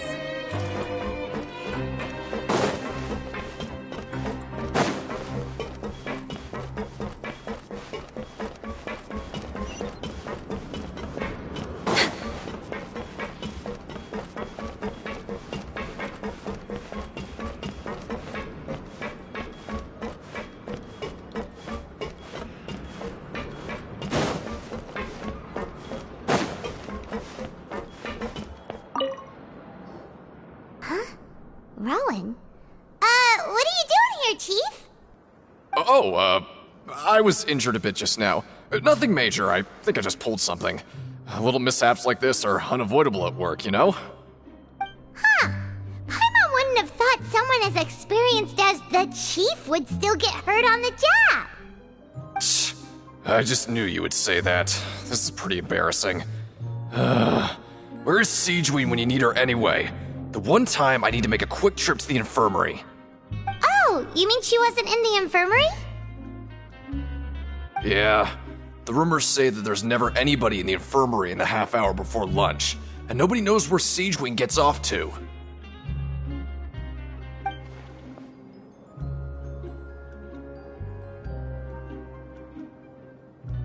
Huh. That's actually really strange. Siegewein's always super dedicated to her work. Where else would she possibly go? Forget it. I can take care of a small sprain like this on my own anyway. No need to trouble her.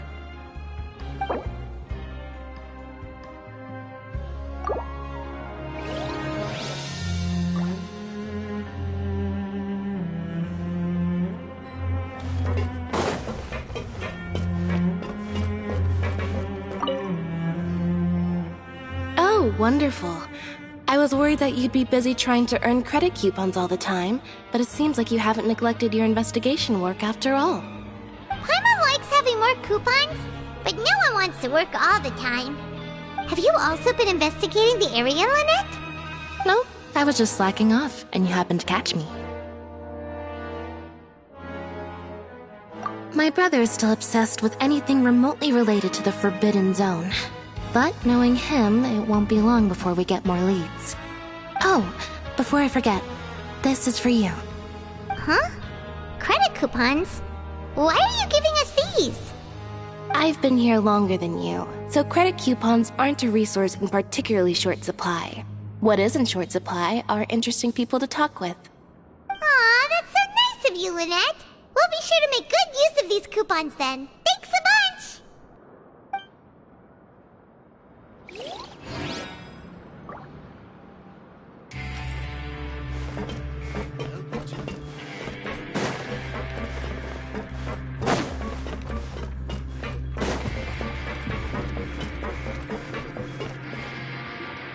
Hey, look!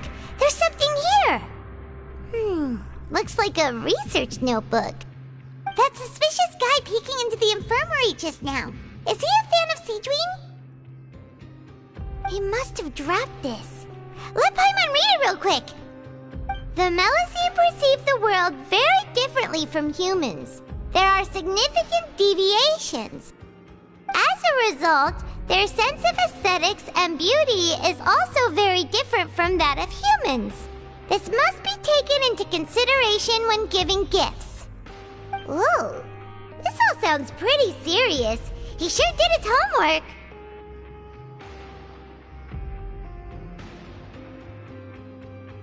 And as for the notebook, let's take it.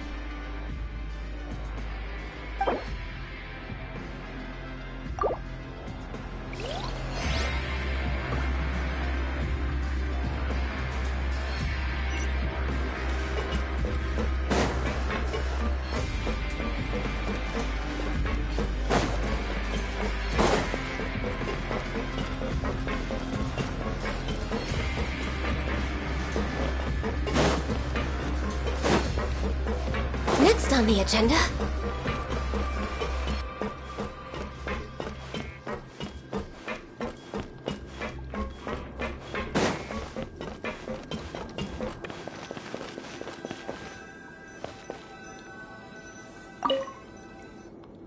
Oh, you want to stop investigating and go rest?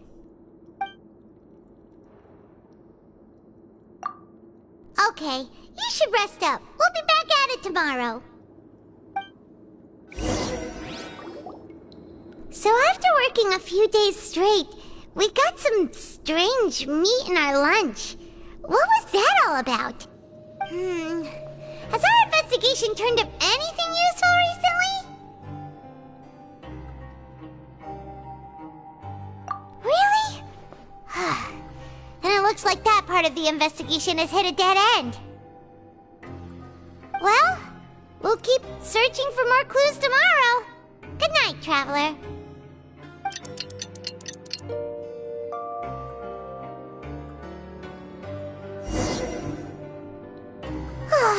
The dawn of a new day.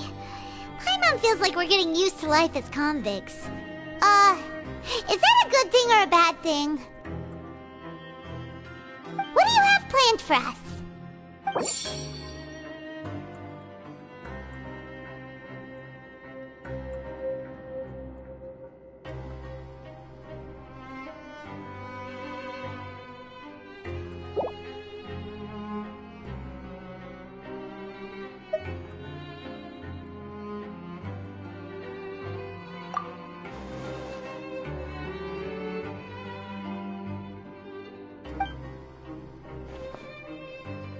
After working here so long, we're really starting to get the hang of it.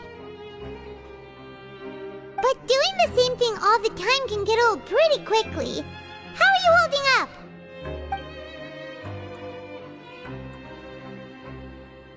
Yeah, it's good to kick back and relax once in a while.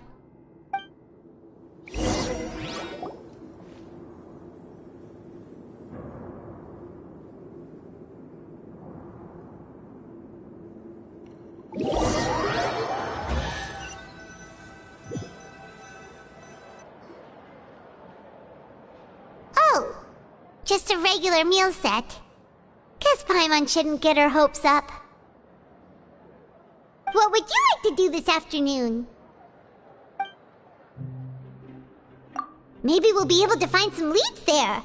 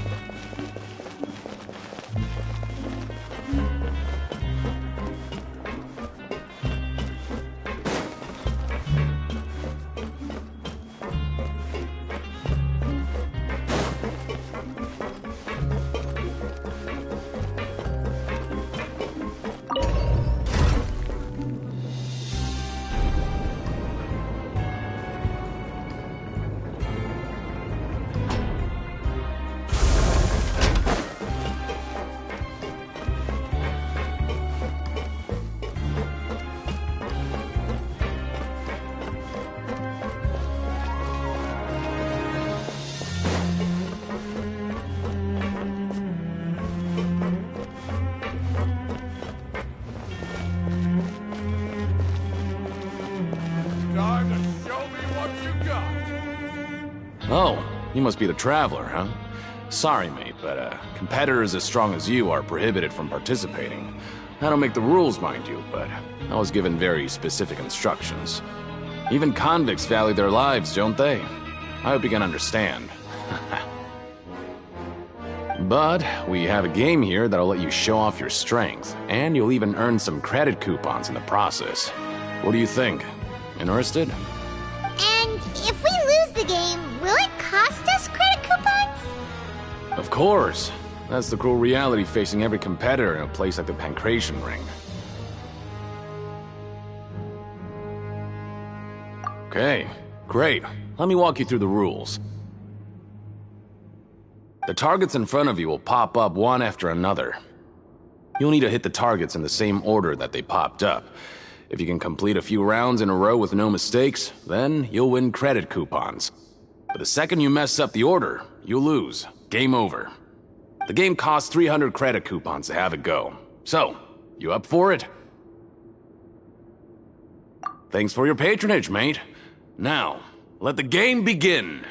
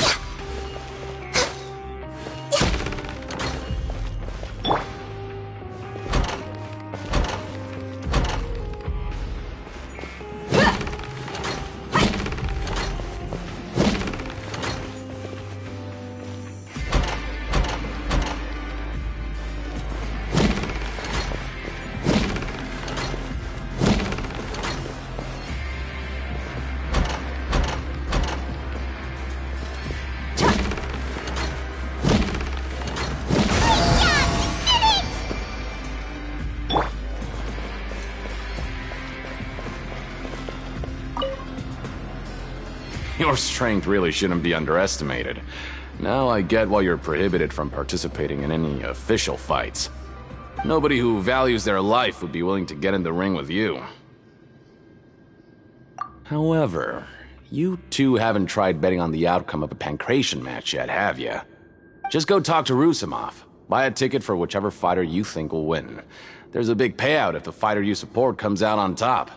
But we don't know anything about the fighters. How can we possibly know who to support? That's normal. Just watch a few matches and get a feel for the fighters. It won't be long before you can pick winners in your sleep. He's got a point. Why don't we give it a try? If we have enough coupons, we could probably bet at random until we figure everything out. Bet at random, huh? Well, how should I put it? It's not like you can't do that, but I'd advise you to give it some more thought first. Huh? We shouldn't get too carried away. What's the problem? What? I never even picked a boxer before, and you already know about the rules? You're not just strong fighters. Seems you're pretty perceptive, too. Might as well tell you about it, since you already know that much. Plus, I think you've got the potential to be one of my greatest customers. I think I can let you in a bid. Besides, I don't want to risk ever losing a customer like you. Is it that serious? Okay. The hidden rule here is, if you buy both boxers' tickets and support them both, something bad will happen the next morning. So the rule is that we shouldn't pick both boxers in the same fight. But if anyone actually did that, wouldn't they be guaranteed to lose coupons? Who would do that anyway? And what do you mean by something bad will happen? How would I know? Not like I'm stupid enough to do that. But I've heard a story about the rule. According to the rumor, there was a masked boxer who possessed incredible skill and power. None of his opponents even stood a chance against him. However, in the final match, the organizers told him to take off his mask. He refused and never showed up to the fight. And after that, he was never seen again. Some say he died, or that he was taken care of by the event's organizers. But everyone remembers that he was someone who cherished honor above all else. In his eyes, supporting both boxers in a match would dishonor the competition itself. So you mean it's like a curse? He'll take vengeance on anyone who does that?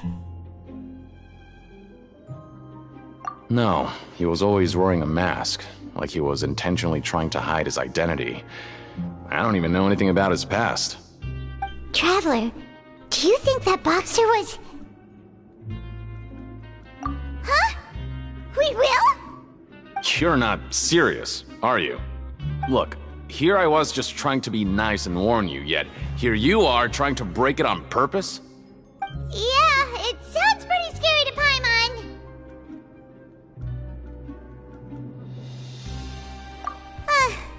Seems you've made up your mind. Just be sure to protect Paimon, okay? Betting on both fighters will set you back about 3,000 credit coupons. If you have enough, then go ahead and give it a try. Just don't come running back to me if something happens.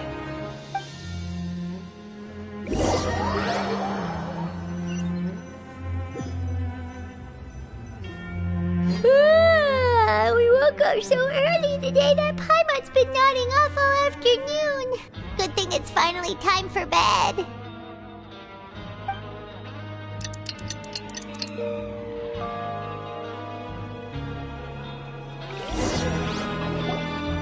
Oh, Paimon doesn't want to get up. Paimon still feels completely exhausted from yesterday. What do you have planned for us?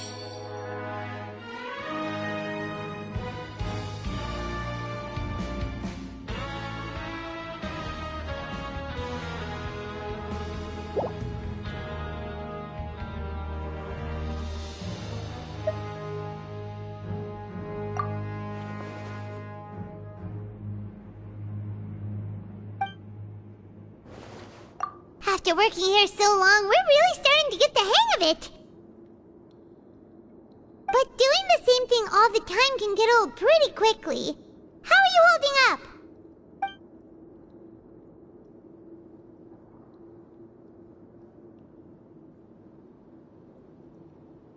Yeah, it's good to kick back and relax once in a while.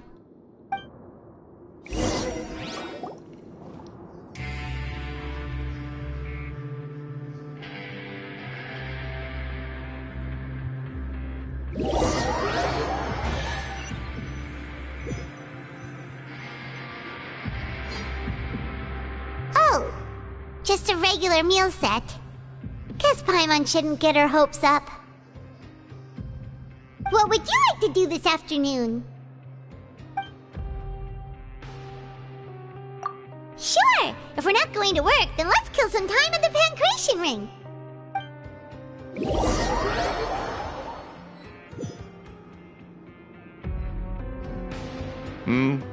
Are you two here to buy tickets? Better be quick about it. Another match is about to start. Who are the boxers in the next round?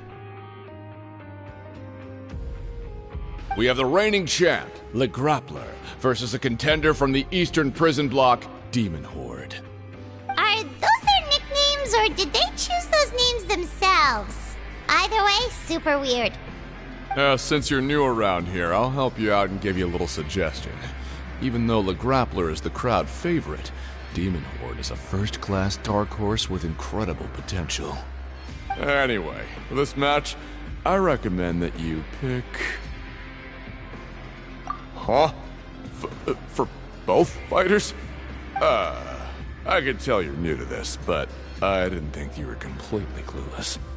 Maybe you don't quite understand the rules, no? Let me try to explain again for you more clearly. You see... Oh, no need. We're aware that we're going to lose coupons. Alright then, if you're absolutely sure. Remember, no refunds once you buy the tickets. Yeah, we got it! Just shut up and take our coupons!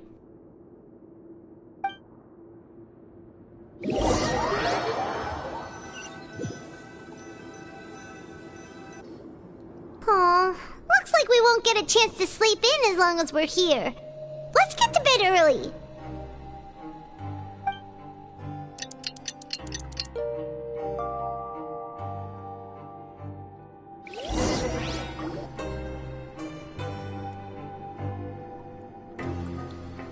Hey, Traveler, Paimon.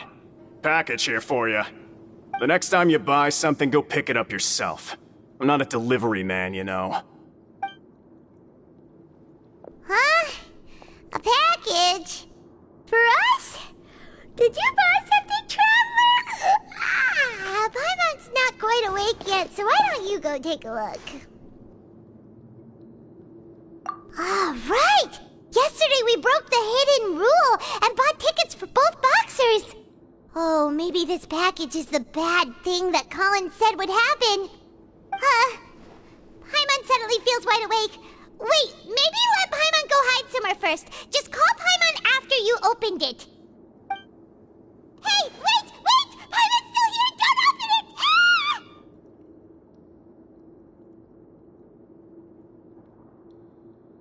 Huh? What is it? Are you okay? Let Paimon take a peek too. Oh, it's just a small bottle. But the color of the liquid inside looks so wrong. Almost like... Alright, that's enough of that. No need to say it out loud. Paimon already knows what you're trying to say. Ugh! No way! Get that stuff away from Paimon! Paimon thinks we shouldn't open the bottle until we figured out what's going on. Just trust Paimon on this one, okay?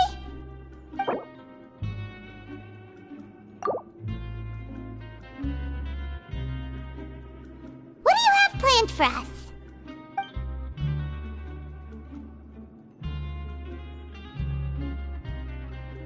Though it feels nice to slack off a little, less work means less coupons. Let's make the most of our morning.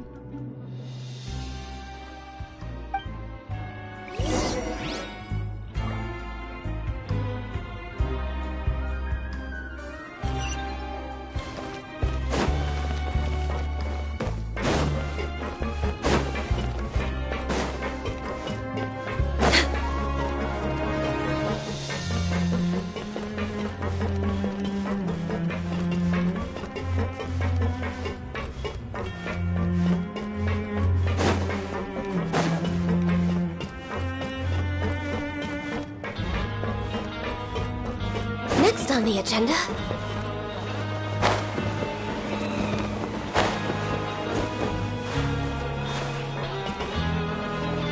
We're way behind schedule.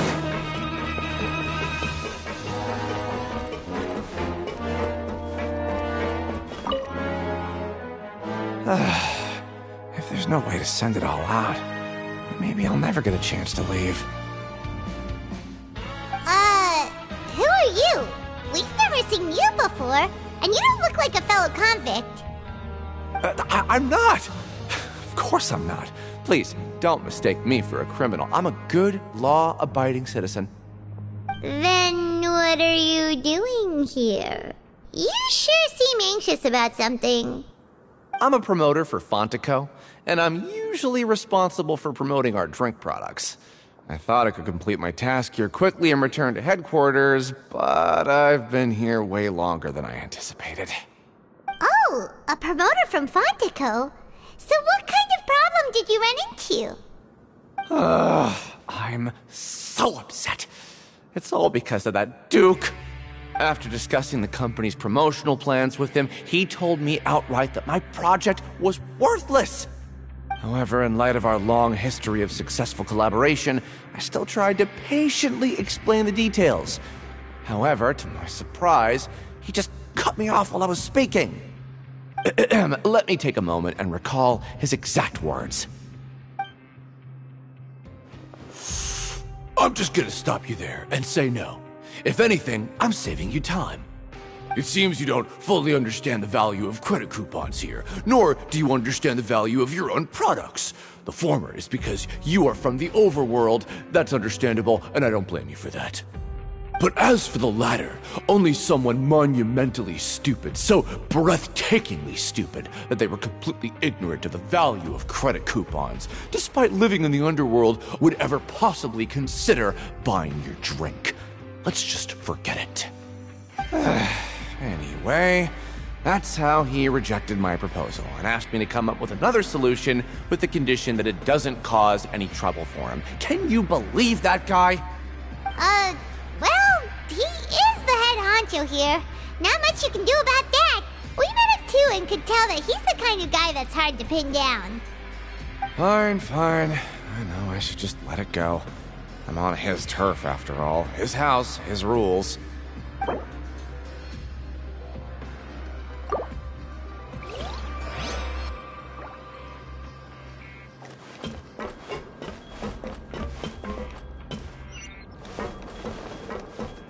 Next on the agenda...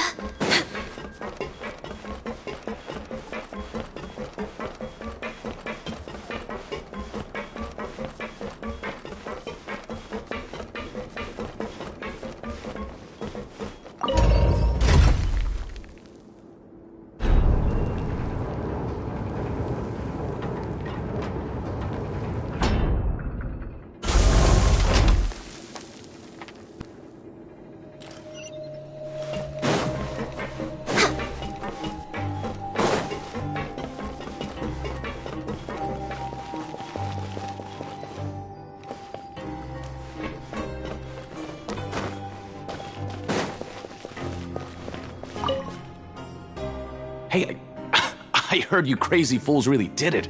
You bought tickets to support both fighters, didn't you? Well, did anything happen? Well, the next day we received a mysterious package, but we still haven't made any sense of the contents. So it is real. You didn't become cursed or anything like that, did you? Are you both still okay? Wait. Are you sure that it's still you controlling your bodies right now? Paimon's not sure. What do you think, Traveler? Is Paimon still Paimon?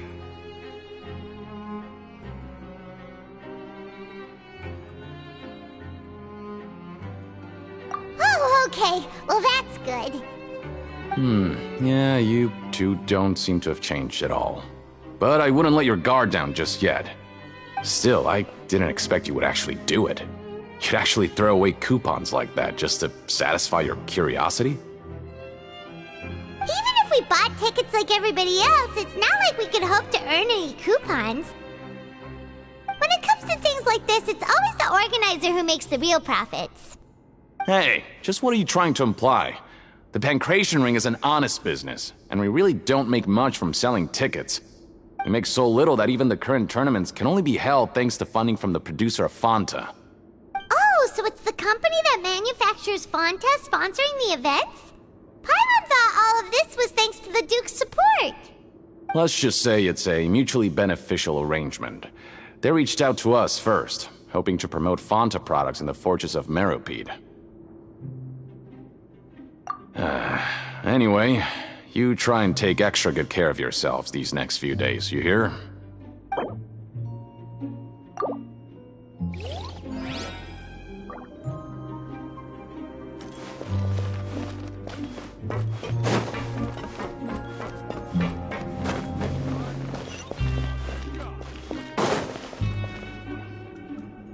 Hey, what are these papers scattered all over the ground? Are they registration forms or something? Maybe not. Every page has the Fontaco symbol on it. Maybe it's some flyers from the company.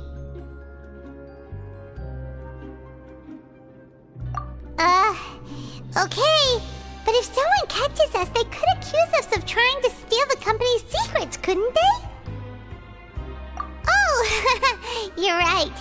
Guess there's nothing to worry about then. Let Paimon have a look here. Without assistance from the Fontaine Research Institute, development of the new product has been slow, and some researchers on the project have voiced concerns. We have no choice but to let the new product undergo the first phase of promotional trials without a designated name or packaging. We will adjust the direction of future development according to feedback. We have decided to only conduct closed, small-scale trials for the time being.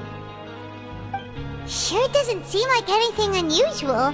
The company is just trying to develop some new products besides Fanta. But it sounds like things aren't going well at all. Let's put these papers back where we found them and make it look like nobody went through them. Okay, good.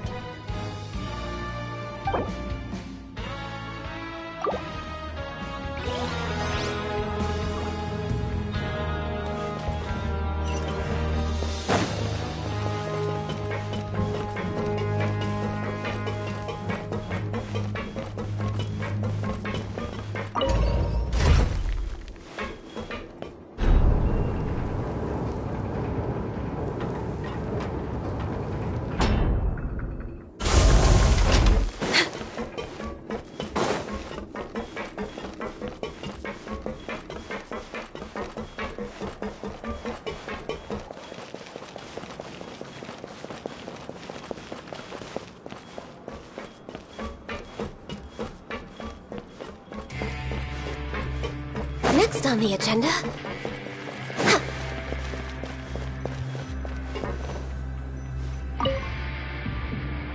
Huh. We ended up here without even thinking about it.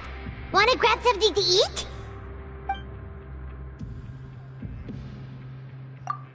Alright. But remember that we bought this time with coupons, so let's make better use of it next time.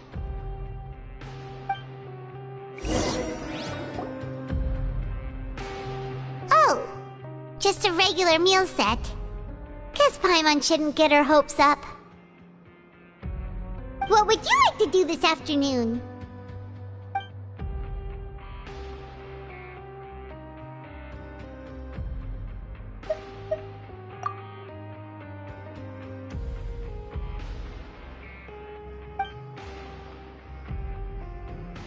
After working here so long, we're really starting to get the hang of it. But doing the same thing all the time can get old pretty quickly. How are you holding up? Yeah, it's good to kick back and relax once in a while.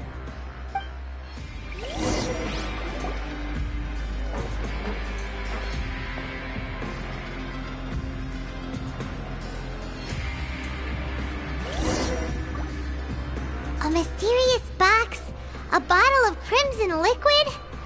Paimon still doesn't know what to make of it. Do you have any ideas, Traveler? Really? Then it looks like that part of the investigation led us nowhere. Well, maybe we'll have better luck tomorrow. Good night, Traveler.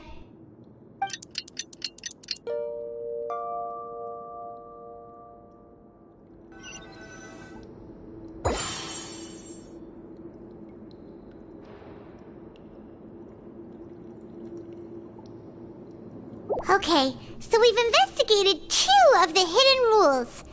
Paimon didn't think this prison would have so many weird things going on. We'd better pick up the pace with our investigation, otherwise we'll never get anywhere. Yeah, let's skip work for now and put our time to good use.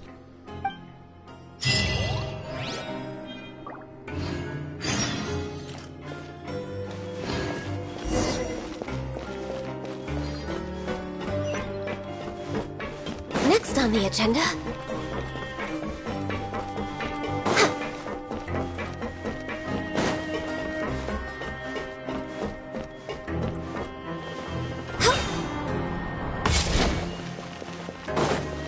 Hey, isn't that Vidoc over there? Huh. Is it just Paimon, or are there fewer people than usual here today?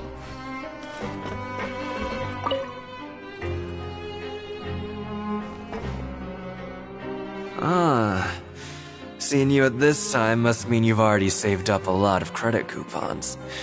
Or at least enough to skip work. Seems you're getting into the swing of things around here. Impressive. Very impressive. So, now can you tell us about the hidden rules you know? If that's what you want to know, I guess you couldn't have come at a better time. Huh? What do you mean it's a good time? Leonid and those other pesky broke urchins have all gone to work in the production zone. I wouldn't want them listening in without paying up. We get it! Just tell us already! So, you know those pipes that make strange sounds? Don't ever, ever go near them at night. Even if you manage to avoid the guards, you might find something even more terrible there. Something even more terrible? Like what? A group of cannibals. Cannibals? In the Fortress of Meripede? Every month, they meet a few times in the dead of night. Rumor has it they might be connected to the people that have disappeared here. But what's even scarier is that they have a special proclivity. Since they have no way to dispose of the leftover remains, they have ways to transform them into other forms and keep them in the fortress forever. Paimon might already know what you mean by other forms. So that's what's going on here. Oh, Paimon's stomach doesn't feel so good.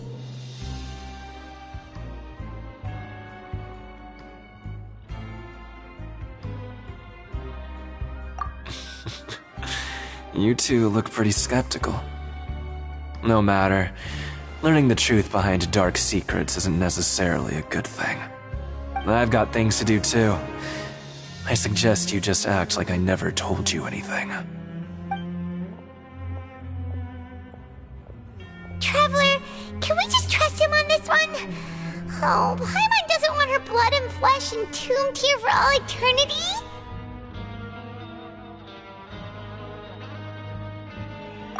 Oh, so that's how you see the situation. Huh.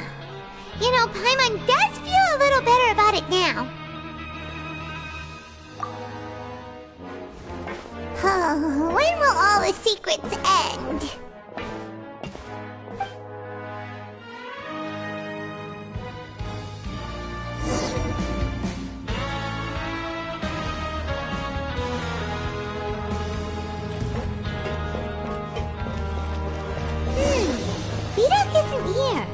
but the guys who went to work in the morning are back. Let's go ask them! Just stay away from me.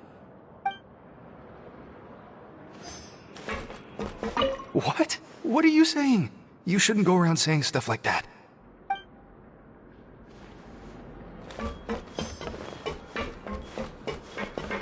What are you talking about?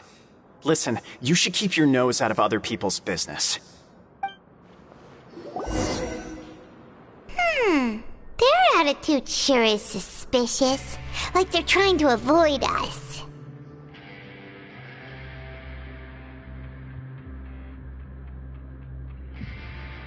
But if they're being so obvious about acting weirdly, do you think they might just be trying to lure us in? Oh, this is all getting way too creepy for Paimon. So you mean we still need to investigate some more? Okay, if you say so.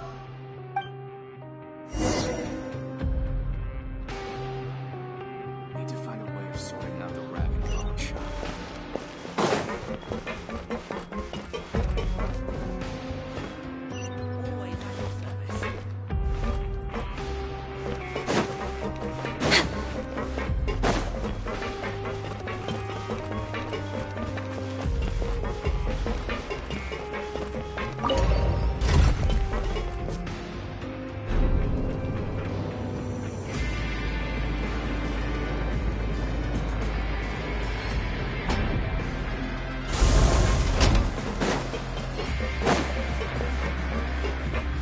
Next on the agenda.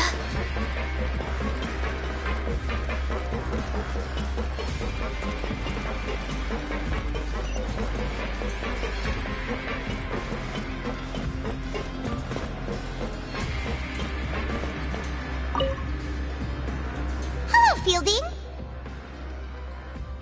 What do you want? Criminals like you ought to be working right now. Catch my drift. We just want to ask you a simple question. Have you ever discovered anything odd during your nighttime patrols? Why are you asking about something like that? Whatever happens at night isn't your concern. All you need to worry about is getting enough sleep. Well... Right! We've heard it happens a few times every month. Paimon has sensitive ears, so it makes it hard to sleep. Really? I see. But it's not like I'm on duty every night. And now that you mention it, I recall my colleagues talking about something like that before. They say that strange things tend to happen at night on pipe cleaning days. Lots of us don't willingly take those shifts. So, what happens at night on pipe cleaning days? They just conduct regular cleaning of the fortress's drainage facilities. There are 3 pipe cleaning days per month, and it just so happens that today is one of the scheduled days. You can try to confirm the sounds tonight if you want, and if they're real, then I can report the issue to my superiors for you. Oh, okay. Then we'll keep both ears out tonight. If that's all, then I'll be leaving now. I advise you not to try anything funny, though. Even if I'm not on duty tonight, someone will still be watching you. Don't worry, we don't want any time added to our sentences. Oh, he left. So what do you think about the pipe cleaning days he mentioned?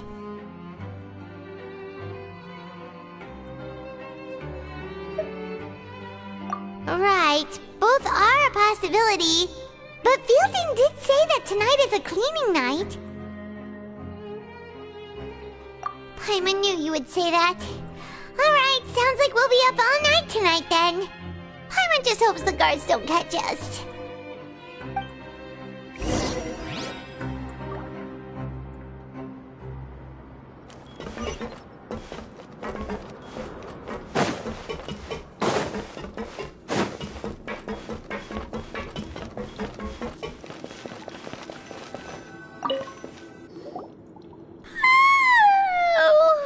I'm so tired. But we can't sleep yet. They'll be cleaning the pipes tonight, so it's the perfect chance for us to investigate.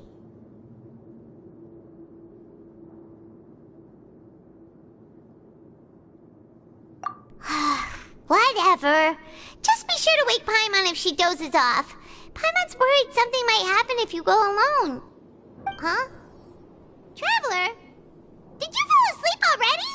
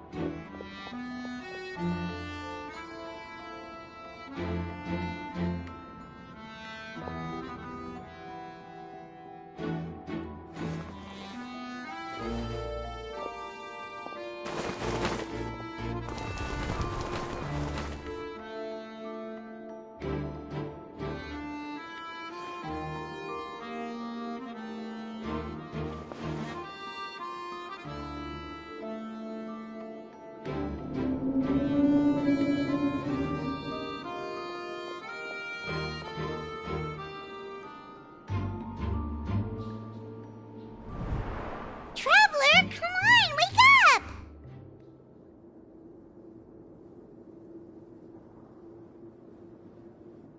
Oh, it looks like you were just peacefully sleeping to Paimon. Well, what did you see this time? Really? So we're finally starting to figure out what actually happened! But what about the cannibals? How do you explain them? Okay, well, it's about time for us to get moving. Just be careful to avoid the patrolling guards.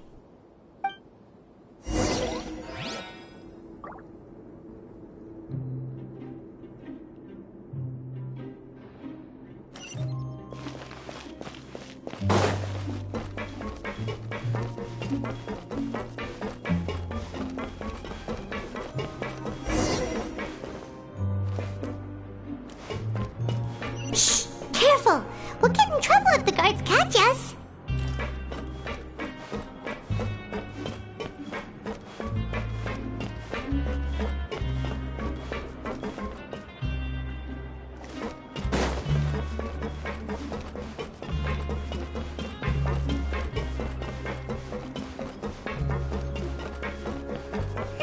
This should be the place.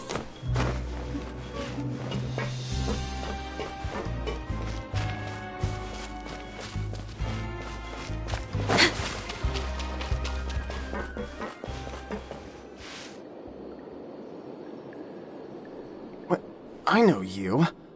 You were the ones we saw. Huh. You've got guts showing up here. You know who we are, right? You'd better leave now. Ain't nobody coming here to save you. What'd you say?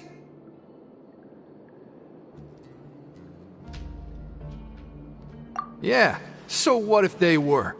If you push us, we can make those rumors a reality at any time. Hey, what's the point of all those rumors anyway? What exactly are you trying to do? I don't have to tell you anything. If you turn around, go back to the dormitories and act like you never saw anything, then I'll pretend that you never showed up here. Yeah, scram. Nothing worth seeing here. Huh? What did you say? Isn't that exactly what Boss said when he left? Hey, do you know our boss? Whoa. We had no idea our boss was such a big deal. He always kept his identity a secret. So, did he have you come here to find us? Oh, so you're Child's crew here? Seems like he had no problem fitting in. We're the only ones who heard him say those words when he left that night. So unless he somehow told you those exact same words after that... All right. I guess that's proof enough for me. I believe you. Wow, those dreams of yours sure come in handy. We gave him the business for a while and would always give him a hard time when he first came to the fortress of Maripede. But here in the fortress, the strong will always earn respect. He was working the longest hours and racking up wins in the Pancration Ring. You could always see how amazing he was, even when he was teaching us a lesson. So eventually, we all decided to follow him. But one day, he suddenly told us that he had to find a way to escape this place, no matter the cost. He said it was because he heard that call again. And as his crew, if the boss wants something, then it's our job to get it done. So, we got to work, and used the hidden rules that were here to make up and spread the rumor about the cannibal rule. We just wanted to give him a better chance of escaping on a night after the pipes had been cleaned. Oh, thanks to your rumor, nobody would want to come anywhere near here, prisoner or guard. Wow, it sure is easy to exploit people's fear of the unknown. But has a child already escaped? Why are you all still coming here after pipe cleaning day? Because as far as we know, the pipe he went into isn't actually an exit. It should be a dead end.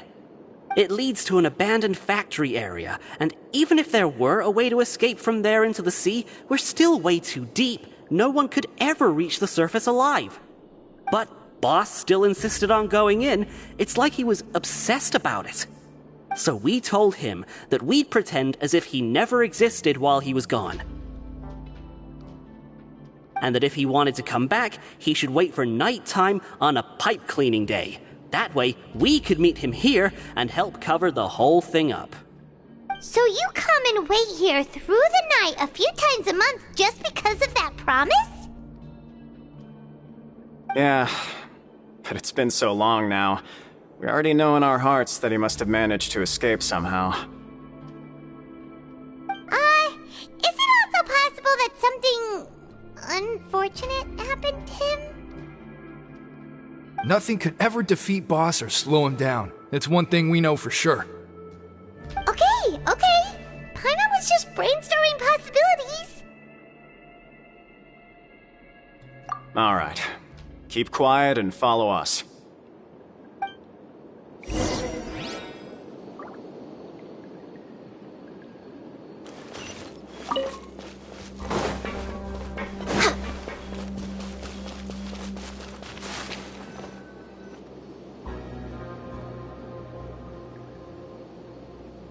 The way up from here has been sealed off. It's impossible to get through.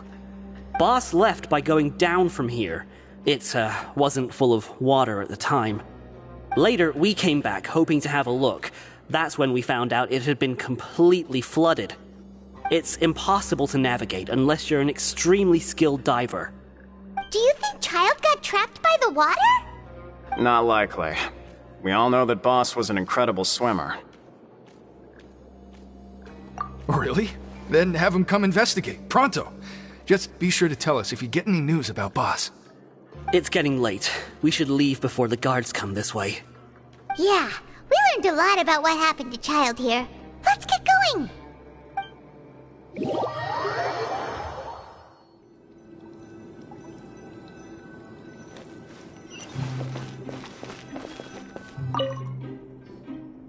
Whew.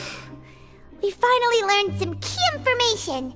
Seems all of our investigative work has finally started to pay off. When you said you knew a diver, you were talking about Fremine, right? If we ask Linny, he'll definitely have Fremine help us. Ugh. Why is Child like this? What was he doing going into the pipes? Not making our jobs easier, that's for sure. Fortunately, though, it seems like it's only a matter of time now before we find out what really happened. Now that we can finally relax, I'm starting to feel super sleepy. Let's try to get some rest while we still can. Nighty-night, traveler!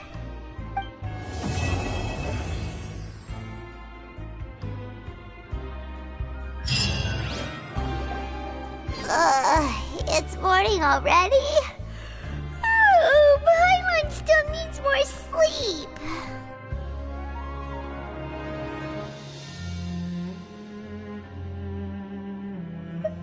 Huh?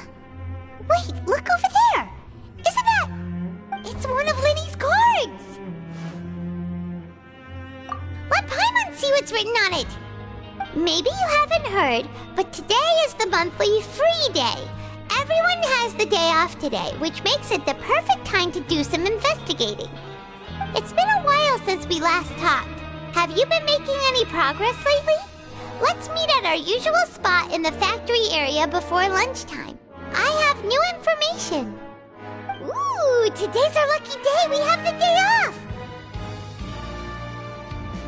From the sound of it, Lenny's been making progress with his investigation. Wonder what he's discovered. We still have some time before we meet up. Let's talk with the people here for a bit more before we go.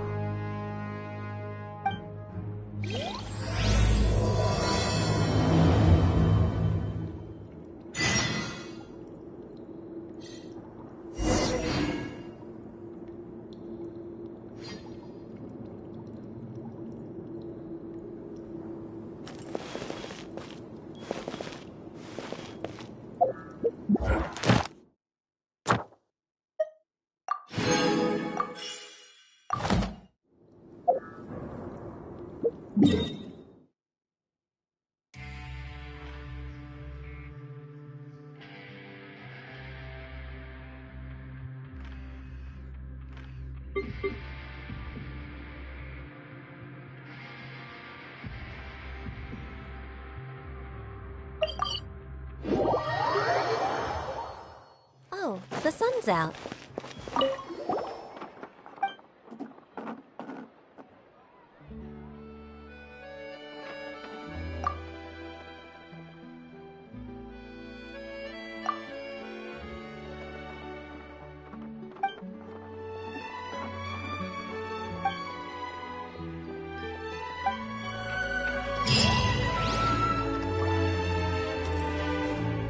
Ad Astra Abyssal. Thank you for completing.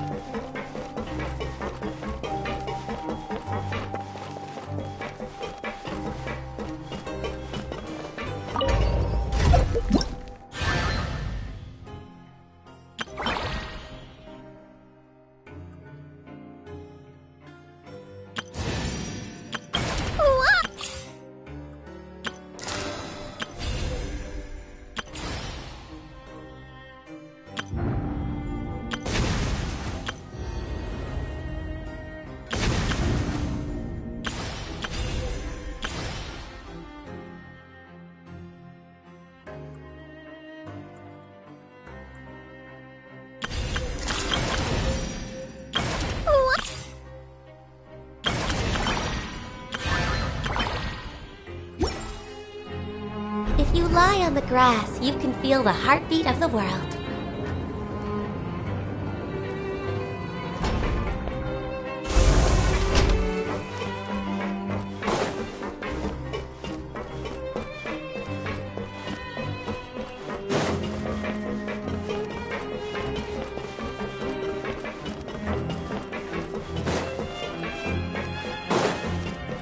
We're way behind schedule.